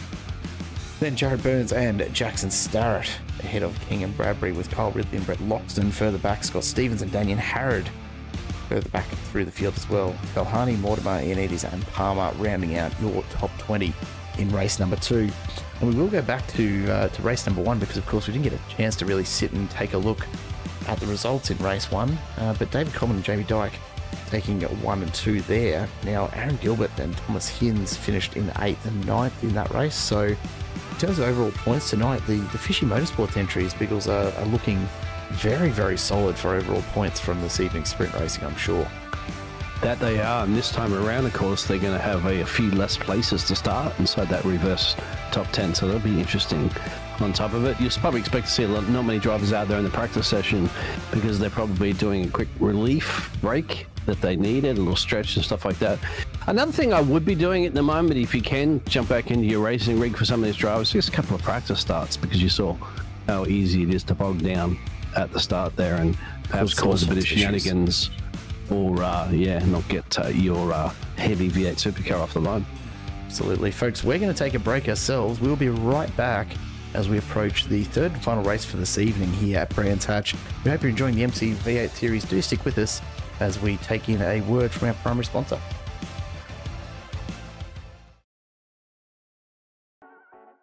Struggling to get your business online? At Domains2U, we make it easy with fast domain registration, powerful web hosting, and top-tier security solutions. Protect your data and customers with premium security features like domain privacy and SSL encryption. Find the perfect domain name and get online in minutes. Get started today at domains2u.com.au.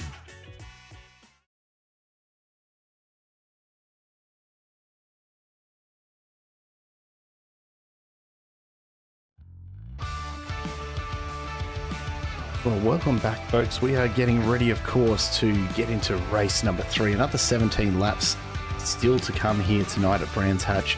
Another reversal of the top 10 from race number 2, and we'll have a look at grid shortly.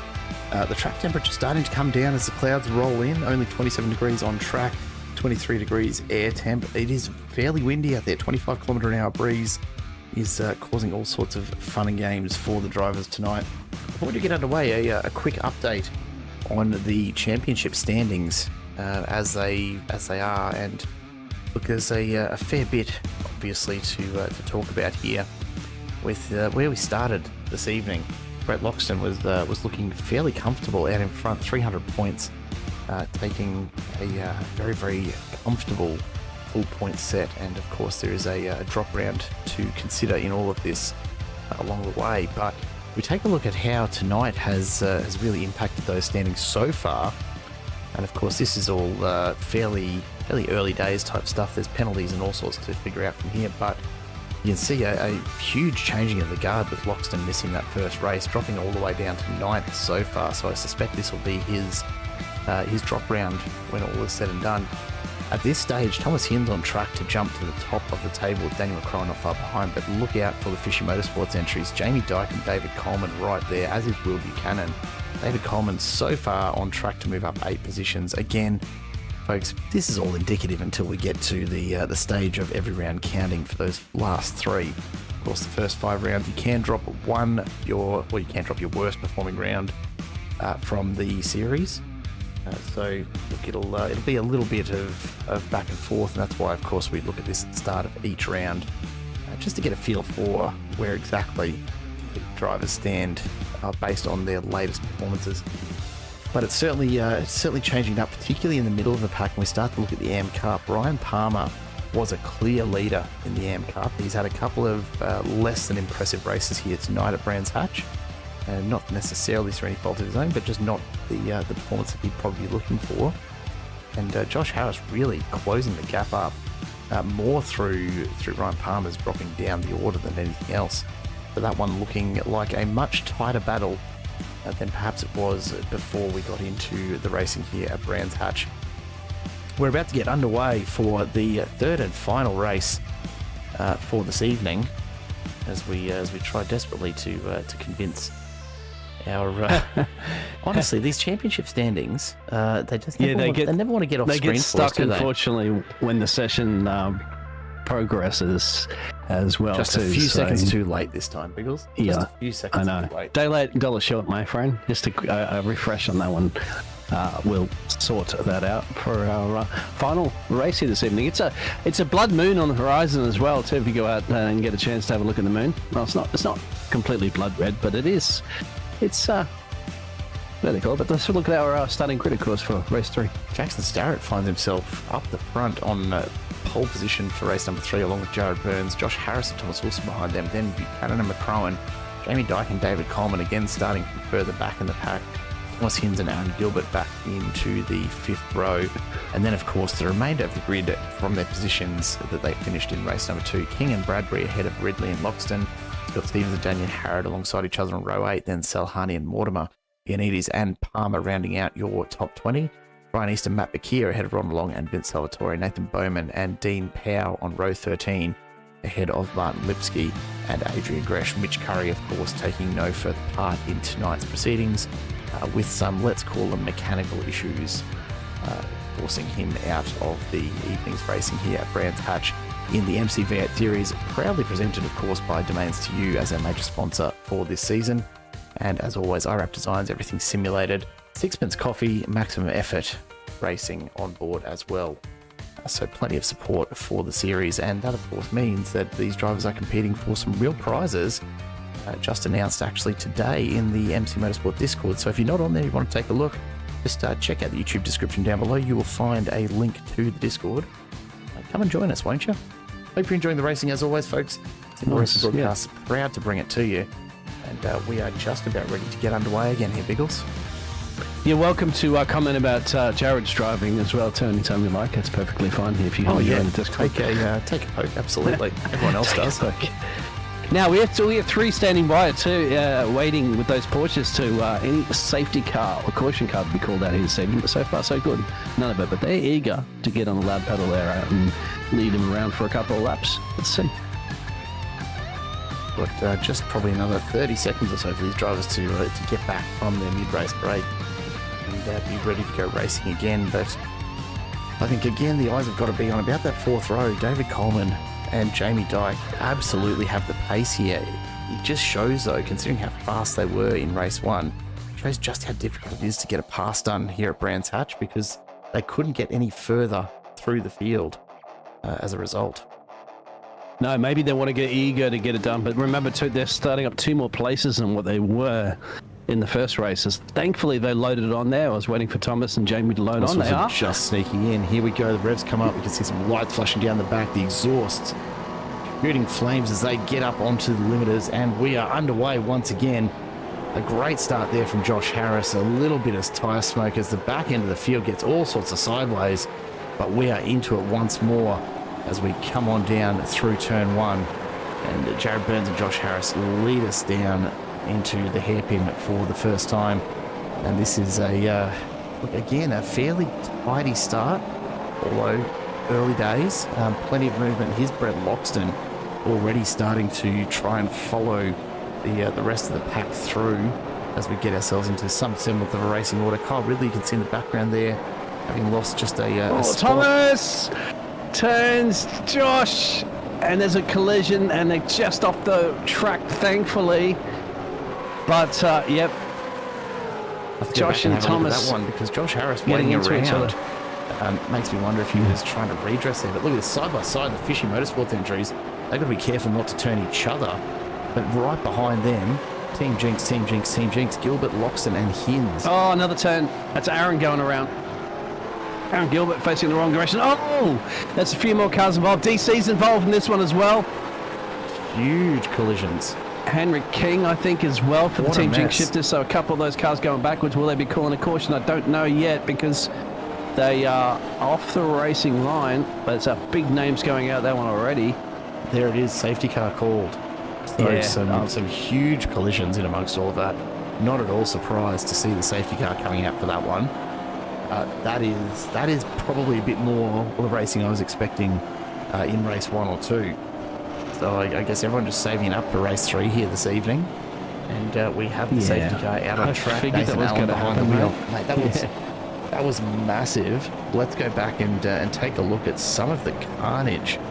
Let's put a wrap on that one, mate. Yeah, let's try to put a wrap on this. I don't know where to start with this. Thomas Wilson and Josh Harris probably the first, and Wilson trying to shove his way up the inside with Harris. Starts to turn, and this is why Harris has looked to redress, I think, is that Wilson actually got turned by Harris correcting there. So I think you'll probably see that they've sort of started to sort that out. Although I'm not entirely certain they did, because Josh Harris looks to have come away from that and gotten up and running. Once he gets traction, he is out of there as he almost gets collected by his teammate coming through as well.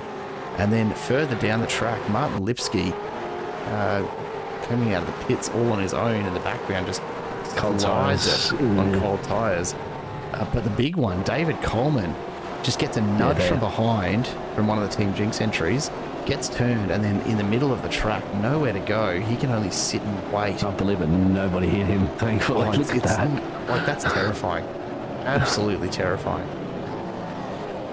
But of course, the offshoot of that, Henry King makes contact with one of his teammates who's been spun after that contact as well, so he ends up off the track. Aaron Gilbert, of course, landing off the track as well after being spun in the first place. And it's team-on-team violence here tonight. It was, wasn't there? Exactly. You can see the Team Jinx shifters there as well as the... I'm more confused on that one, but anyway.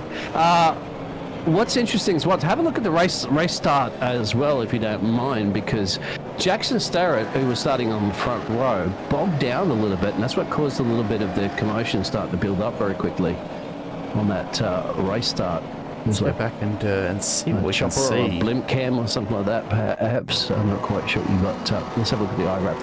Yeah. So you'll see bogs down there, and then everybody see the wheel spin. Yeah, and then that brings this kind of three-wide action happening earlier on. He's off the mark, but he still gets back in this one. He's currently running in P3, but that's because of the commotion that happens up the road as well, too. It's tough to get these things off the line. It really is. And although he had a fairly clean start, just overpowered those rear tyres a little. And we've said it so many times before, it's so easy to do with these V8 supercars. It's a couple millimetres of throttle pedal travel is the difference between a bogged down start and lighting up the rears. Pit stops for the Team Jinx shifters as well too. They've got two cars in, Aaron Gilbert, Henry King. Both of them had their damage from that accident that you saw earlier. It's really disappointing for David Coleman though, as he finds himself back in 25th now after that but do you know who it's not unfortunate for? Brett Loxton. Believe it or not now, up into P6. Wow. So he's got a shot at winning this race. Yeah, very much has, and get himself back more points in the championship hunt, because he might be quite significantly, he won't be leading the championship now after these two races that we've had here for our No, and you'd have to think that even if he does get the win here tonight, it's going to be a drop round for him, because those first two races were frankly pretty abysmal for Loxton. It's not ideal, but it's the way it goes sometimes. So I guess he'll still want to recover the most points that he possibly can here, because of course, if he has a worse round somewhere else, God forbid, that's true, then he'll want to get the most points that he can out of this one to make sure that it counts. Well, if he gets a race win, remember that also, even if he takes it as a drop round, he'll also deny, won't he? Does that actually aware? So if he wins the race, will he deny somebody else or somebody else will actually get promoted? That's true. That's true. No, you're right. You can only drop your lowest scoring round. You don't. Yeah. Other people don't get promoted if you decide that, or if your lowest round gets dropped. So he can deny. It's 3 points or something away from other players. You're absolutely right. Yep. There you have it. Daniel McCrowan finds himself in a pretty tidy position here. Jared Burns is going to feel under all sorts of pressure, I suspect. Well, he's in a Black Hawk, so he can handle it. Black Hawk Motorsport's of course car, but not the Black Hawk car, and we've got the safety car coming in this lap. I'm sure race control will still be looking at those incidents, and keep your eyes peeled for the race control messages up top there if they dish out any of those penalties from lap 1 shenanigans here on race 3. I don't know what you'd even call for those ones this evening. I have no idea. Yeah, I don't know what to think about the incidents that we've had. Just all racing incidents as far as I could tell. But it was fast and it was frantic. As Jared Burns gets us under green flag conditions again, he gets the jump on McCrowan and Starrett. Starrett all over the back of Danny McCrowan. He'll be looking up the inside as we get to turn 1. They're going to go side by side. Be careful here. The tyre's still cold, as we've barely gotten running before that safety car. And Starrett makes his move up into second place. McCrowan forced to drop him behind. And here comes the rest of the field. Buchanan are looking around the outside. Jamie Dyke on the inside. And we are absolutely off and racing once again, Biggles. Yeah, good launch actually from Jared Burns too. He's got up the road quite a bit there, so I'd be very, very happy with that race restart. But further back in the field, that's where that shenanigans is occurring once again. They have Daniel and Will and Jamie Dyke up there for the Soul Fishing Motorsport entrance currently at the moment. P4 going around the outside. In fact, it could have been a little bit of a slowdown from Will, couldn't it have? Actually, on the exit there, it looked like a big drop of pace there. So I'd have to think there's something along those lines, as you see. And in fact, with Loxton looking up the inside, I wonder if Buchanan's still trying to burn off the last of that slowdown at the moment, or if he's back on pace. In any case, Loxton's made it through, forces his way up the inside. He's going to have to take a lot of speed off there to get through that turn, but that is going to block the road up for Buchanan. So Loxton now up into 5th, and Jamie Dyke ahead in 4th is charging towards that front 3. They're going to be feeling a Fishing Motorsports car down the back of their neck in no time at all. And Scott Stevens. Don't forget about Ryan Palmer. He wants to get himself a good result after not so good in the first couple of races, but has the pace because he set the fastest lap. Robbie on the exit, hard lick into the fence. Hopefully not too much damage done, but we'll just have to see if he manages to get it going again now. As Martin Lipsky comes into the pits. Just keeping an eye on Robbie Bradbury. It does look like he's rolling again, so thankfully not too much damage apart from his race position. That car's tough if he can handle that. I'm surprised the steering wheel will snap. We've got a lot going on back here. David Coleman right in amongst the back with Matt McKeer and, of course, Trev Mortimer behind him. So Coleman's desperately trying to claw his way back up through the pack to salvage race number 3. His first 2 races were phenomenal, but he cannot afford to finish back in the 20s for tonight, because that will undo all the good efforts that he had put in through the first couple of races. So he's going to have to really put the foot down here. He's only got 12 laps to make up. Ideally he'd be wanting to finish top 10 from here. A lot of work to do. Well, yeah, and ideally as well too, to be praying for another caution car to re-rack and restack him, so it'll give him an opportunity to try to cut through more of the field, which is what he's currently doing at the moment in P20. Look at him go. It's something to watch, isn't it, when you get one of the top end drivers caught up at the back of the pack. Watch them just absolutely carve through what should be identically matched cars. Keep an eye on Ryan Palmer and Scott Stevens. Scott Stevens flashing his lights there for a second. He's hitting. Oh, we got beef maybe. We might have some beef because there's a bit of frustration creeping in there. Scotty was flashing his lights. He's come hard on the brakes, so he's going Ryan Palmer a little tap on the back there of the 16. So, my friend, there could be a caution coming. That's the one that, of course, you said DC would want. It might be brewing from these 2 drivers. Yeah, keep a close eye on them. Look, I don't think much in it at the moment, but certainly Palmer just pushing hard at the moment. He's up 13 spots, would you believe, from the start. So somehow surviving all of the mess that had happened in front of him on the first couple of laps and making the absolute most of it. But right now up front, the battle pack starting to really come closer and closer together. Burns doing everything he can out in front, running 28.27s. By comparison, last lap, Jamie Dyke at 27.92, Brett Loxton at 27.51. Loxton is absolutely flying, even in comparison to someone like Jamie Dyke right now.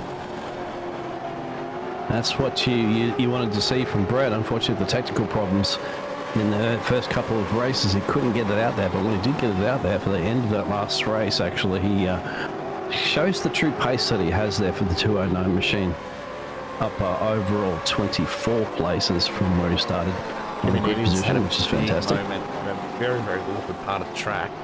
Going to get it rolling, but he's going to cause a huge amount of slowdown behind him as these cars look to avoid him.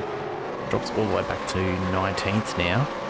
As we take a little bit further ahead, Nathan Bowman is on the outside. Thomas Wilson threatening on the inside. He's going to take this. Bowman runs very, very wide.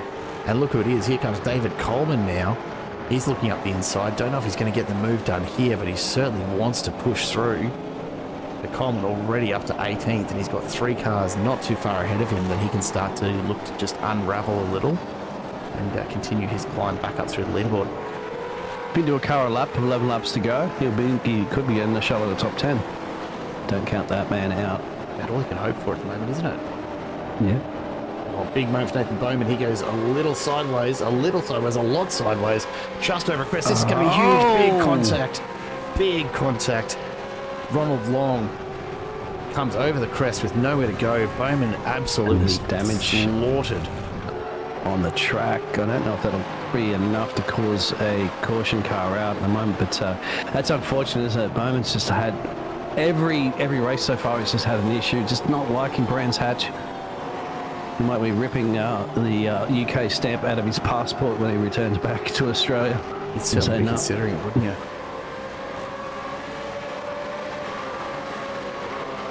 Just confirmation there. Nathan Bowman has been removed from the track with no further issues, so we won't have another safety car here.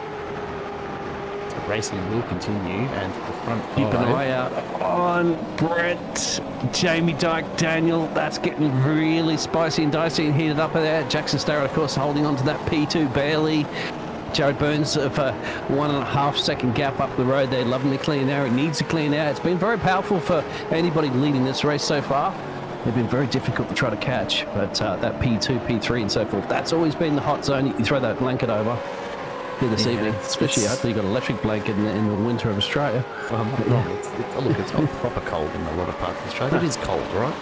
It's cold. Look, it's absolutely key here at Brands Hatch. You can have all of the pace in the world, but if you're coming up behind a driver with clean track in front of them, all they have to do is basically park their car in the middle of the track, and short of a bit of panel rubbing, you're not getting past here. There are not that many opportunities. No. There's not that many lines you can take to try on a pass here. Here comes Jamie Dyke. Oh, McCrollin's defending hard. We're only on lap 8, and he's already taking the inside.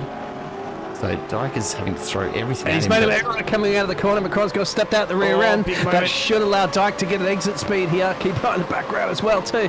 Fantastic action. Contact. That's a hard into the side. Dyke into the wall. Can he get that car moving again, or is it done? It looks like that's the rear axle. No, that's the rear axle snapped. Rear axle is snapped on that car. He's not going anywhere. That's Jamie Dyke out of this race. MC Motorsport, unfortunately. Yep. That's going to allow DC. Ryan Palmer got through on Daniel as well too. Yep, loving that one. So, well, let's see if Ryan Palmer can get himself a nice podium here this evening. He deserves it from his qualifying position, of course. He did qualify a couple of places up from where he is currently at the moment. In P2 he qualified in. We'll see what he can do for the rest of the race. And now Henry King's having his shoot. What's happened to Henry King? Oh, contact there. What a place to be sideways. King just getting all the worst for the moment. Vince Salvatore's just had an issue as well. There's debris all over the track. The RF Designs replay picking it up very, very nicely. And it's causing absolute dramas right throughout this field. I must admit, I am surprised to not see a safety car, but I am too. Managed to get Jamie Dyke back to pick that one. Well, also for the debris and all that sort of stuff, that was all kicked up on the track as well too. So, you know, a couple of laps under the safety car, they'll get rid of all that kitty litter. And they'll get those virtual track marshals out there to sweep it, which they won't, unfortunately. You don't have virtual track marshals to sweep it. The only way of getting all that off the track is to literally drive over it under pace car conditions. I'm going to just head back in a moment and see if we can catch. That's exactly where it all went wrong there for Jamie Dyke. But at the moment, Ryan Palmer absolutely getting the best of it at this stage. It did look like Jamie Dyke had a big Vince moment. Has gone off as well too. Actually, looking at it just keeps coming tonight, doesn't it? So let's go back and take a look at this one. The RF Designs replay. So you can see here Jamie Dyke alongside the inside of McCrone. McCrone just turns in and absolutely turns him there. I do want to go.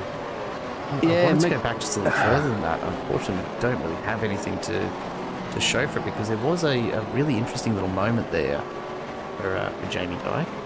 But McCrone was on the out on the wide too, so he lost a lot of speed as he hit the went out onto the grass and came back in. Maybe that was affecting the reason why his steering was perhaps take just turning a little bit too. That is absolutely snapped. Bastard. It's not even spinning because it's just disconnected from the rear axle, isn't it? Yeah. Very, very unfortunate. Let's jump up front, though, because the podium battle is still absolutely on. Bernstein and Loxton right in there. Loxton is pushing hard, and you'd have to think only a matter of time before he gets himself back out in front. Kyle Ridley and Dean Powell, meanwhile, caught in it here. Not too far behind. We're almost about to go 3 wide. Ridley finds himself very, very, very far off the line. You're going to have to be careful he doesn't hit all that debris. What to do with it? Been dragged off the track out there. Hins, Powell and Ridley battling it out back here for 7th.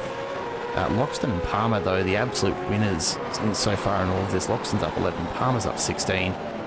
We're down to, what, 6.5 laps to go here. And Burns and Starrett have all the work to do to hold off Loxton, but even if they don't, they're in prime position to come home with a podium here tonight in race 3.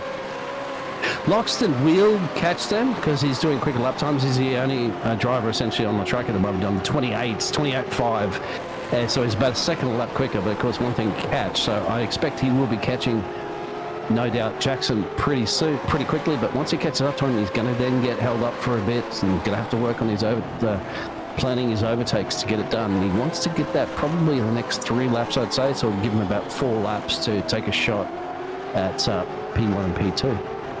David Coleman, meanwhile, continues to chip away at trying to claw his way back. The only fishy entry still on track right now. And he's finding himself a wall of other drivers in front right now with Robbie Bradbury and Thomas Wilson either side. But he's going to try and split the middle by the look of it. Had a big think about it. And not quite there in the end. G'day, Greg. Hope you're doing well. Will Buchanan is absolutely doing very, very nicely. He's managed to avoid somehow the carnage and chaos that's been happening around him, and he's currently sitting fairly comfortably in 6th place, so some good points on offer here. We'll jump back up front though, because Burns and Starrett going at it again, and Loxton right there. These 3 cars separated by only half a second. Yeah, that's just shaved out a few seconds actually. Loxton was about 3 seconds down the road from the drivers. Now he's right on the back of them. So this battle between the JJs is helping out the BL in the background there, and he's going to bring it to Jackson Starrett here at the moment. This is fantastic wheel-to-wheel action here. The Team Jinx's man, after a little technical issue early, is on fire. This is the pace we wanted to see him, and I'd like to see the likes of those other drivers. Unfortunately, got into those incidents earlier as well too. We'll see how it all panned out. If DC was up there, if also as well too Jamie Dyke, who's unfortunately had a lap down or so now, that would be very interesting. Of course, our race winners from Jackson Starrett, of course, from our second heat. I'm only going to focus here because I'm just looking at this battle. Mate, it's something else, isn't it? You just look at Loxton throwing the car side to side. He's just doing everything he can to distract and upset Starrett's concentration. Just praying for a slip, just the tiniest little slip here from Jackson Starrett is going to be enough for Loxton to grab onto and charge on through. But so far, Starrett handling the pressure immensely well. Greg, you're spot on, and if you happen to miss the carnage that we saw just a few laps ago, it's that exit from there Jackson. It is. Here comes Loxton up the outside. This is it's contacted him there. They're pushing hard. Starrett's pushed him as far wide as he possibly can, but he's going to need to take that apex. Loxton still on the outside, but he's going to make it stick here. He's going to have to be careful not to make contact or get too loose in the gravel as you see him step that rear off the edge of the circuit and immediately snap sideways. He's just managed to collect it, but it has cost him pace and a little bit of time, and so now he's back onto Starrett. Looks for the over-under, can't quite get it done. The pressure on Jackson Starrett right now absolutely immense as Brett Loxton tries every trick he's got in the book. Here they are, side by side, through the final turn onto the main straight. Loxton finds himself on the outside. Starrett's in a prime position to defend turn 1. But Loxton has the pace as they come through. He's on the outside. Can he get the door shut on him? He can't. They're going to go side by side, and Starrett's going to find himself in a better position for the hairpin. Loxton, again, defeated by the track position. He's got so close on a number of occasions now. As again, he sends up inside. Here it is. He's charging a little bit of contact, but nothing much in it there. And Loxton absolutely taking it to Jackson Starrett. Jared Burns, meanwhile, to tell you just a little story about how much time this is costing. The three of them were separated by half a second only 2 laps ago. Now all of a sudden, Jared Burns has got 3.5 because Loxton and Starrett are chewing time. And look who it is closing in behind. Ryan Palmer, Daniel McCrum, Will Buchanan, all starting to come into shot now. He'll be loving that. And Brian Powell will be loving it. Jared Burns will be loving it. That's the way that these drivers, and these two drivers, are loving the battles, of course, side by side. We're loving it. Entertainment aspect up there. Jackson Starrett's not going to give this position up. He's like, no, I've earned this. I've been racing up the front here for a good chunk of change of a couple of races now, and I want to make sure you're going to earn your paycheck there, Loxton. And he's certainly making him earn it too for now. Good driving from both. Good attacking from Brett, even better defensive from Jackson. Absolutely spot on. Brett Loxton just cannot find a way past, and we've said it time and time again here tonight. Brands Hatch, an incredibly difficult circuit, even if you've got all the pace in the world. And we know Loxton does. He's up 11 positions so far in this race. But Starrett making that car very, very wide indeed. Loxton looks the inside, but Starrett maintains his line. A little bit of a nudge there. Loxton starting to get a little frustrated. And there is more contact. Oh, there's contact there. I reckon if Starrett had gone around, there'd be something for the stewards to say. But as it stands, that is just hard racing. And again, Starrett holds off the approach. Jared Burns out to 5 seconds now. Brett Loxton starting to look in the rear view. Contact again. Yeah. Loxton is getting frustrated. And Brett lifted off as well. When he got into the door of him from his front axle, he did lift off because I was kind of watching on board as well too, because if he continued putting the foot flat, he would have turned him. So I do feel this is great wheel-to-wheel racing. It's getting elbows out, of course, and it will have to, because you have to get to way around a Brands Hatch. You have to force your way past. You have to do a bit of door banging. That's perfectly fine, but no door turning. That's the key, isn't it? No, and that's the subtle difference, right? Loxton is doing an absolutely masterful job of applying pressure without causing damage to Starrett's race. And that just shows how good of a driver he is as he sends it up the inside, the final turn. Side by side, he's finally managed to find a hole in Starrett's defence. This could be it as they make their way down the straight once again. And indeed, it looks like Loxton may just have this. He gets out in front, sets himself up. Can Starrett respond here? Is Loxton about to start to walk away and try desperately in the last 2 laps of this race to close 5.5 seconds to Jared Burns? I don't think it's possible now unless Jared gets caught up in traffic or Jared makes a mistake. So Jared can afford to basically do 1 minute 31s a lap at this point with that lead. Just play it safe, bring it home, get yourself a nice win. Scott Stevens has gone around somewhere as well too from P11. See if he can maintain that position. It'll give DC the position will go past actually. But I think Jackson's now struggling with the rear end of that car. He might just have to settle for the 555 machine and say, I'll take the final step of the podium. But he's got to hold off Ryan Palmer now, putting massive pressure on. Yeah, I reckon Palmer will be looking at this and going, if Loxton can do it, I can too. And what's more, I'll do it quicker. But don't count out Will Buchanan or Macron because they're there to pick up the scraps if something goes wrong.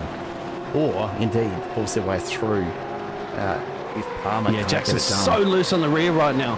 He might have just chewed through those tyres, defending like mad from Brett. No doubt about it. Can he hold off for just one more lap? Ryan Palmer, he throw absolutely everything.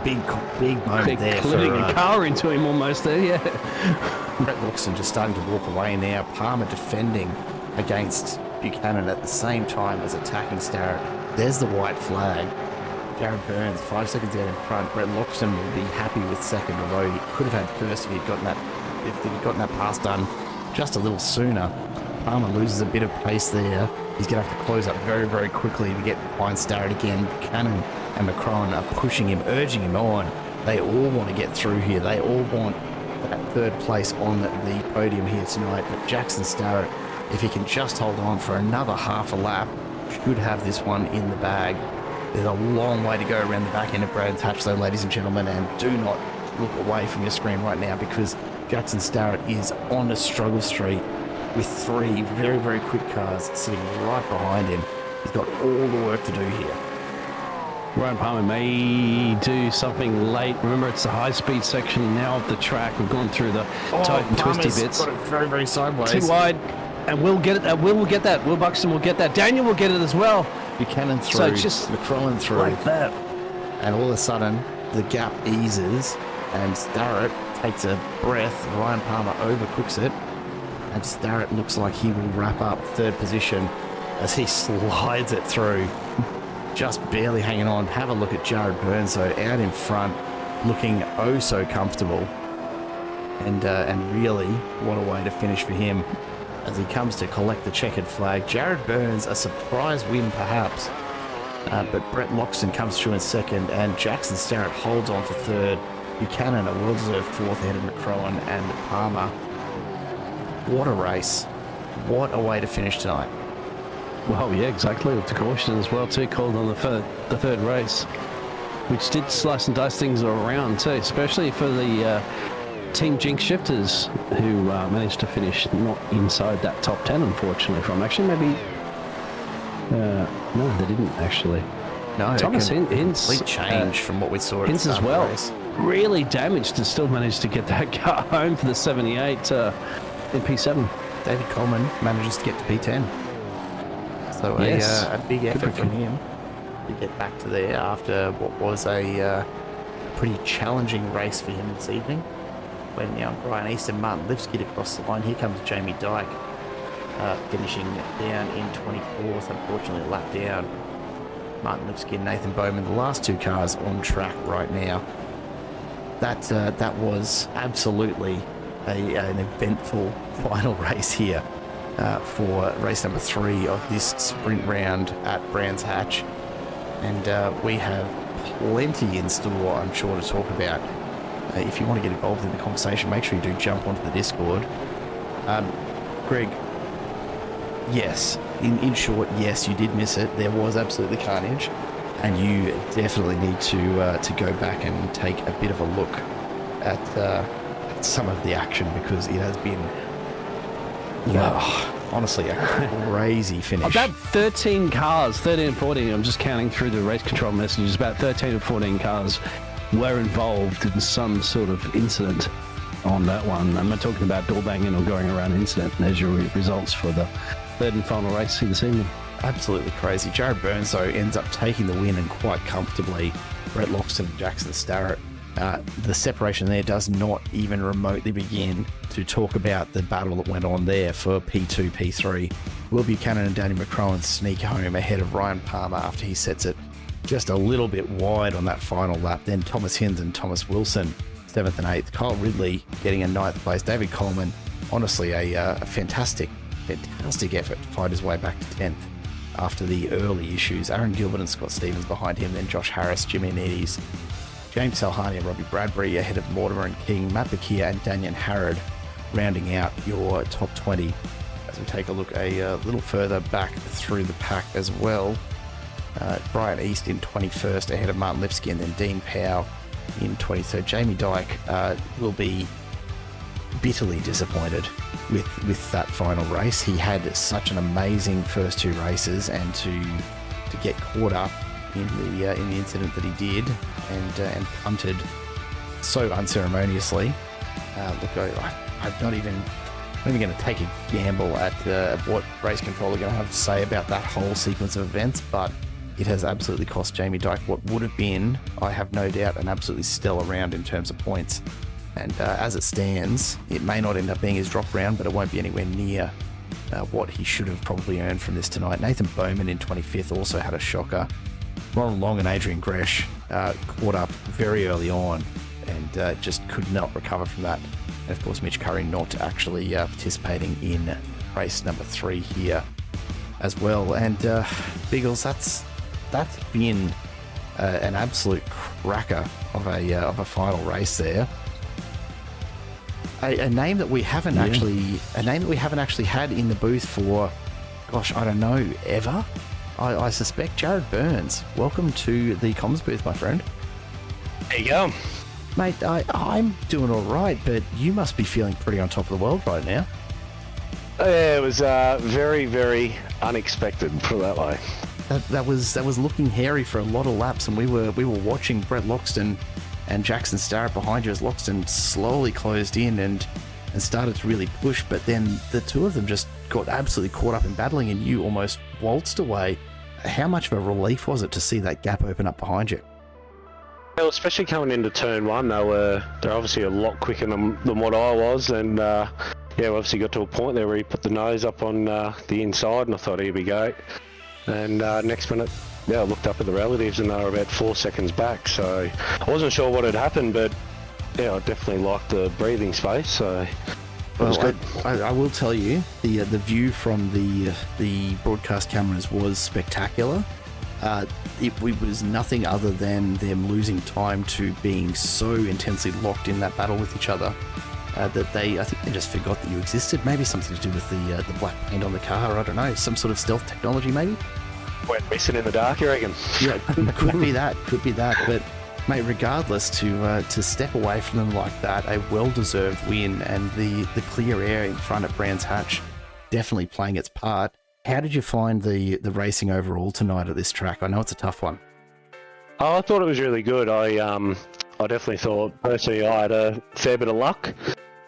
I had a lot of, I had clean racing the whole night in all 3 races, so I thoroughly enjoyed it. It was a little bit slippery there in a few spots, but I think the key was just to keep it clean and keep your nose out of trouble, and walked away with a couple of good results.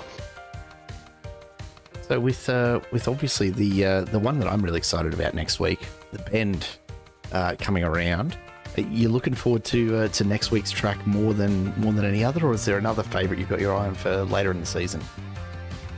It'd be really good to do the Bend, obviously being a new track. Going to have to spend a bit of time this week practicing and trying to get up to speed.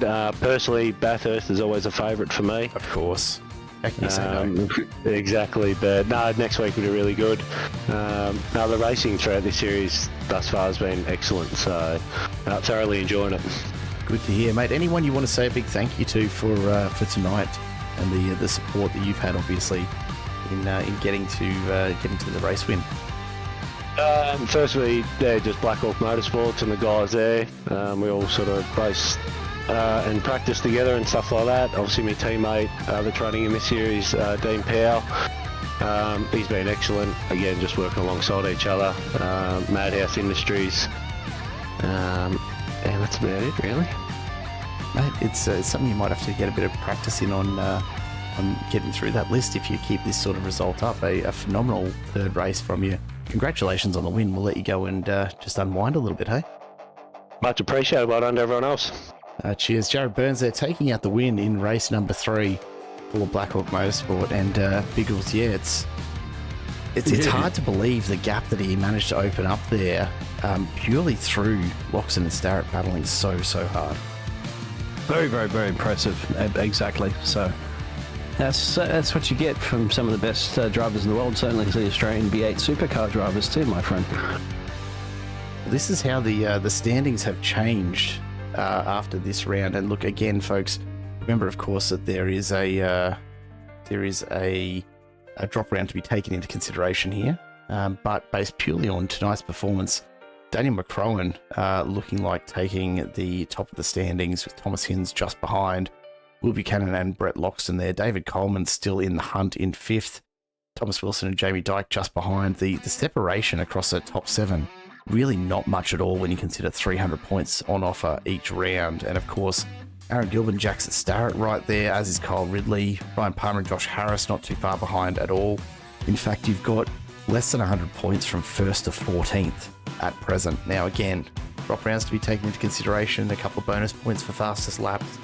It will play its part, but it's anyone's championship still, and tonight just proved that you may not have the same names up front each and every time. Yep, that's what you enjoy. That's exactly what you said. Like, getting some new names up the top there gives those drivers a huge boost of confidence as you go further into the rounds, and then that way we don't just have a 2 or 3 horse fight that you usually see a horse race. Yeah. I like to say spread across the field there. Of course, having the AM class as well too adds a little bit of extra dimension and spice into this one. So it's something thoroughly enjoying, and hope everybody in the chat as well too has enjoyed our round 3 here at Brands Hatch. Yeah, Jamie Dyke dropping into the chat, mate. It would have been a round win. It was a shocker tonight. That final race Certainly a rough one for you, mate, and I have no doubt that there'll be some conversations around a number of the events this evening. But look, we can only call what we've seen from our perspective up here in the booth, and it was a tough one for both the Fishy Motorsports entries, particularly in race 3 tonight. Not the way that you want to see it go for anybody, but in the end, for Jared Burns, couldn't have asked for more there in race number 3. Biggles, I don't know about you, but after that, the bend with its wide open spaces almost looks like a completely different race ahead of us. But I think there'll be some pretty similar battles going on. There's actually not a lot of room off the racing line at the bend, and so I suspect we might have, albeit a little more familiar territory being back in Australia. It is going to be a fairly hotly contested round, let's say.